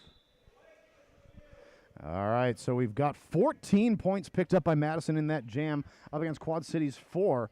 Brings the score total to Quad City in the lead with 201. Dairyland Dolls behind at 154. A official review has been called for by Madison. Nate, would you like to take this one? Absolutely. I'll be right back. Thank you, sir. Godspeed. Enjoy the zebra huddle. I'll be admiring it from afar. So with this official review being called for, it stops the clock at 3 minutes and 8 seconds. Definitely a tough battle ahead for Madison if they want to cinch the win here. Quad City just really needs to, they're in a tough spot as well. Taking a look down at their bench, I see 5 skaters down there. So it's pretty much every other jam. Sometimes you're going to see some skaters going out for multiple to give others a multiple jam rest. It's going to be a hard push for the next 3 minutes. Madison's team looking a little deeper on the bench. I see 7, possibly 8, depending on if there's somebody who may be off. I'm not quite sure. We're in speculate wildly mode, folks, so please bear with me.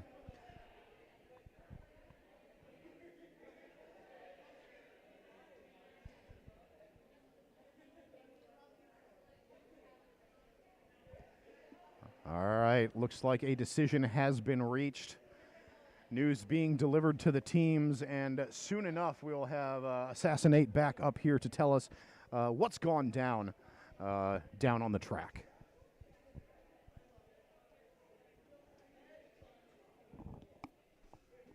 Welcome back, dear friend. What did you find out? So there was an apex jump that was attempted, landed out of bounds. The trajectory of the jump caused a collision. No penalty. Okay. All right. So Madison looking for a penalty on Yeah. that collision. Yep. But none awarded. Great. Thank you so much. Yep.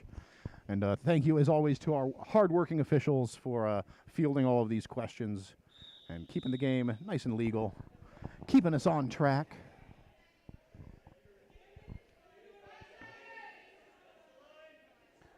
All right, and with that, we are ready to get into Jam 21, rather, of this second half of the game. Dauntless wears the star for Quad City.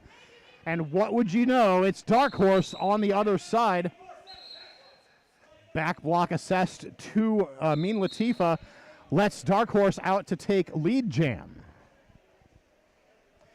Two blockers from Quad City heading to the box. One from Madison.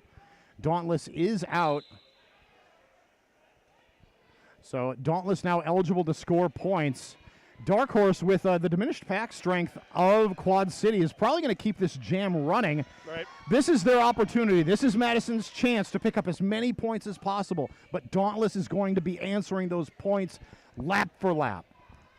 Right now, only one pass behind is Dauntless. Cyanide effectively cycling Dauntless back, giving Dark Horse a greater lead.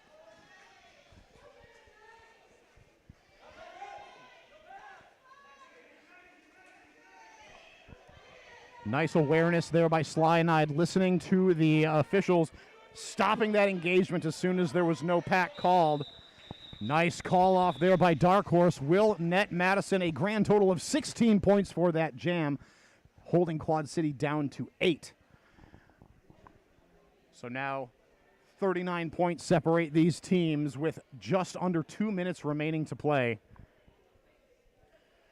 We have this could be the last. This could be the final jam. It very well could be. We're going to see One Hit Wanda taking the line for Madison. I believe that's Crystallica on the line for Quad City. It is indeed. One Hit Wanda takes lead jammer status. So Quilla DeVille with a little bit of a false start at the start of that jam. Forearm called on Slaughtermelon.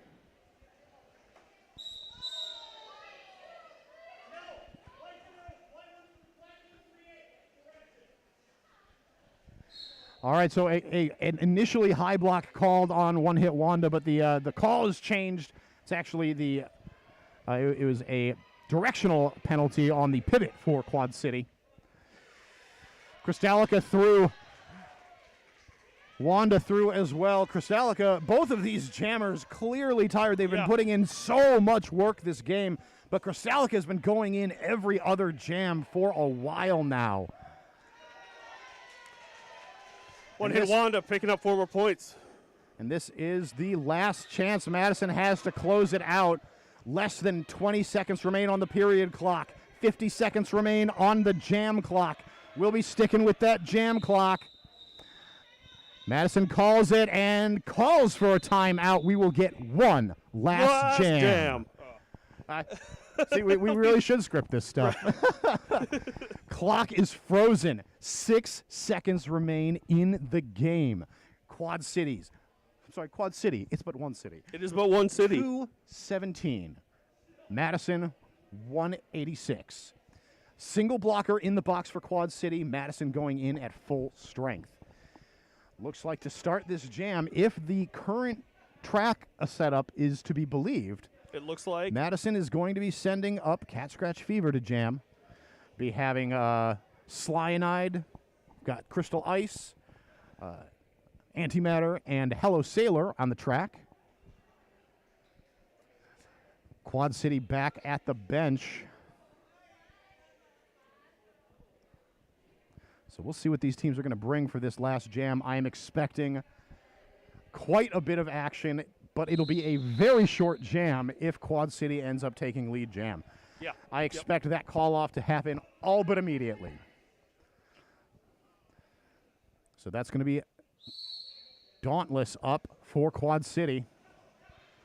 All she needs is the lead. She can end the game. There it is. That's the lead. And there's the call. There's the call. What a beautiful game. What a fantastic, exciting game, Rich. That was just again, had I been seated, I would have been on the edge of my seat the entire time. I'm just about out of breath, Right. and I wasn't even out there skating. Exactly. Yep. You're gonna have the whole seat, but you're gonna only need the edge. And so there we have it, friends. The final score is locked in. Madison Roller Derby coming in at 186, a hard-fought game, but your victors winning all the games they came to play these last 2 days. Quad City at 217. That's right. We had a great time here today in beautiful Madison, Wisconsin. Oh, yeah. Super sunny. Maybe. I don't know. It's hard to tell from in here. Maybe it's not sunny right Who now. knows? But we have our sunny personalities here on stream. So thank you so much for joining us here on stream. We hope you've had at least half as much fun as we've had, because we've had a lot We've had of loads fun of up fun. here. I've So had much fun. It should be illegal to have this much fun. Yeah, indeed. I've had 14 units of fun. That's far over your allotment. Yeah. So I don't know what that means. Anyways, I've been Assassinate. And I continue to be Rich Mahogany. Thank you for joining us here Thanks. at Madison Roller Derby. Shout out to Quad City and Fargo-Morehead Roller Derby for coming and playing these games Thank with you us. so much for coming. We've had such a great time. We hope you have had a great time as well. We'll catch you all next time. Thanks and take care.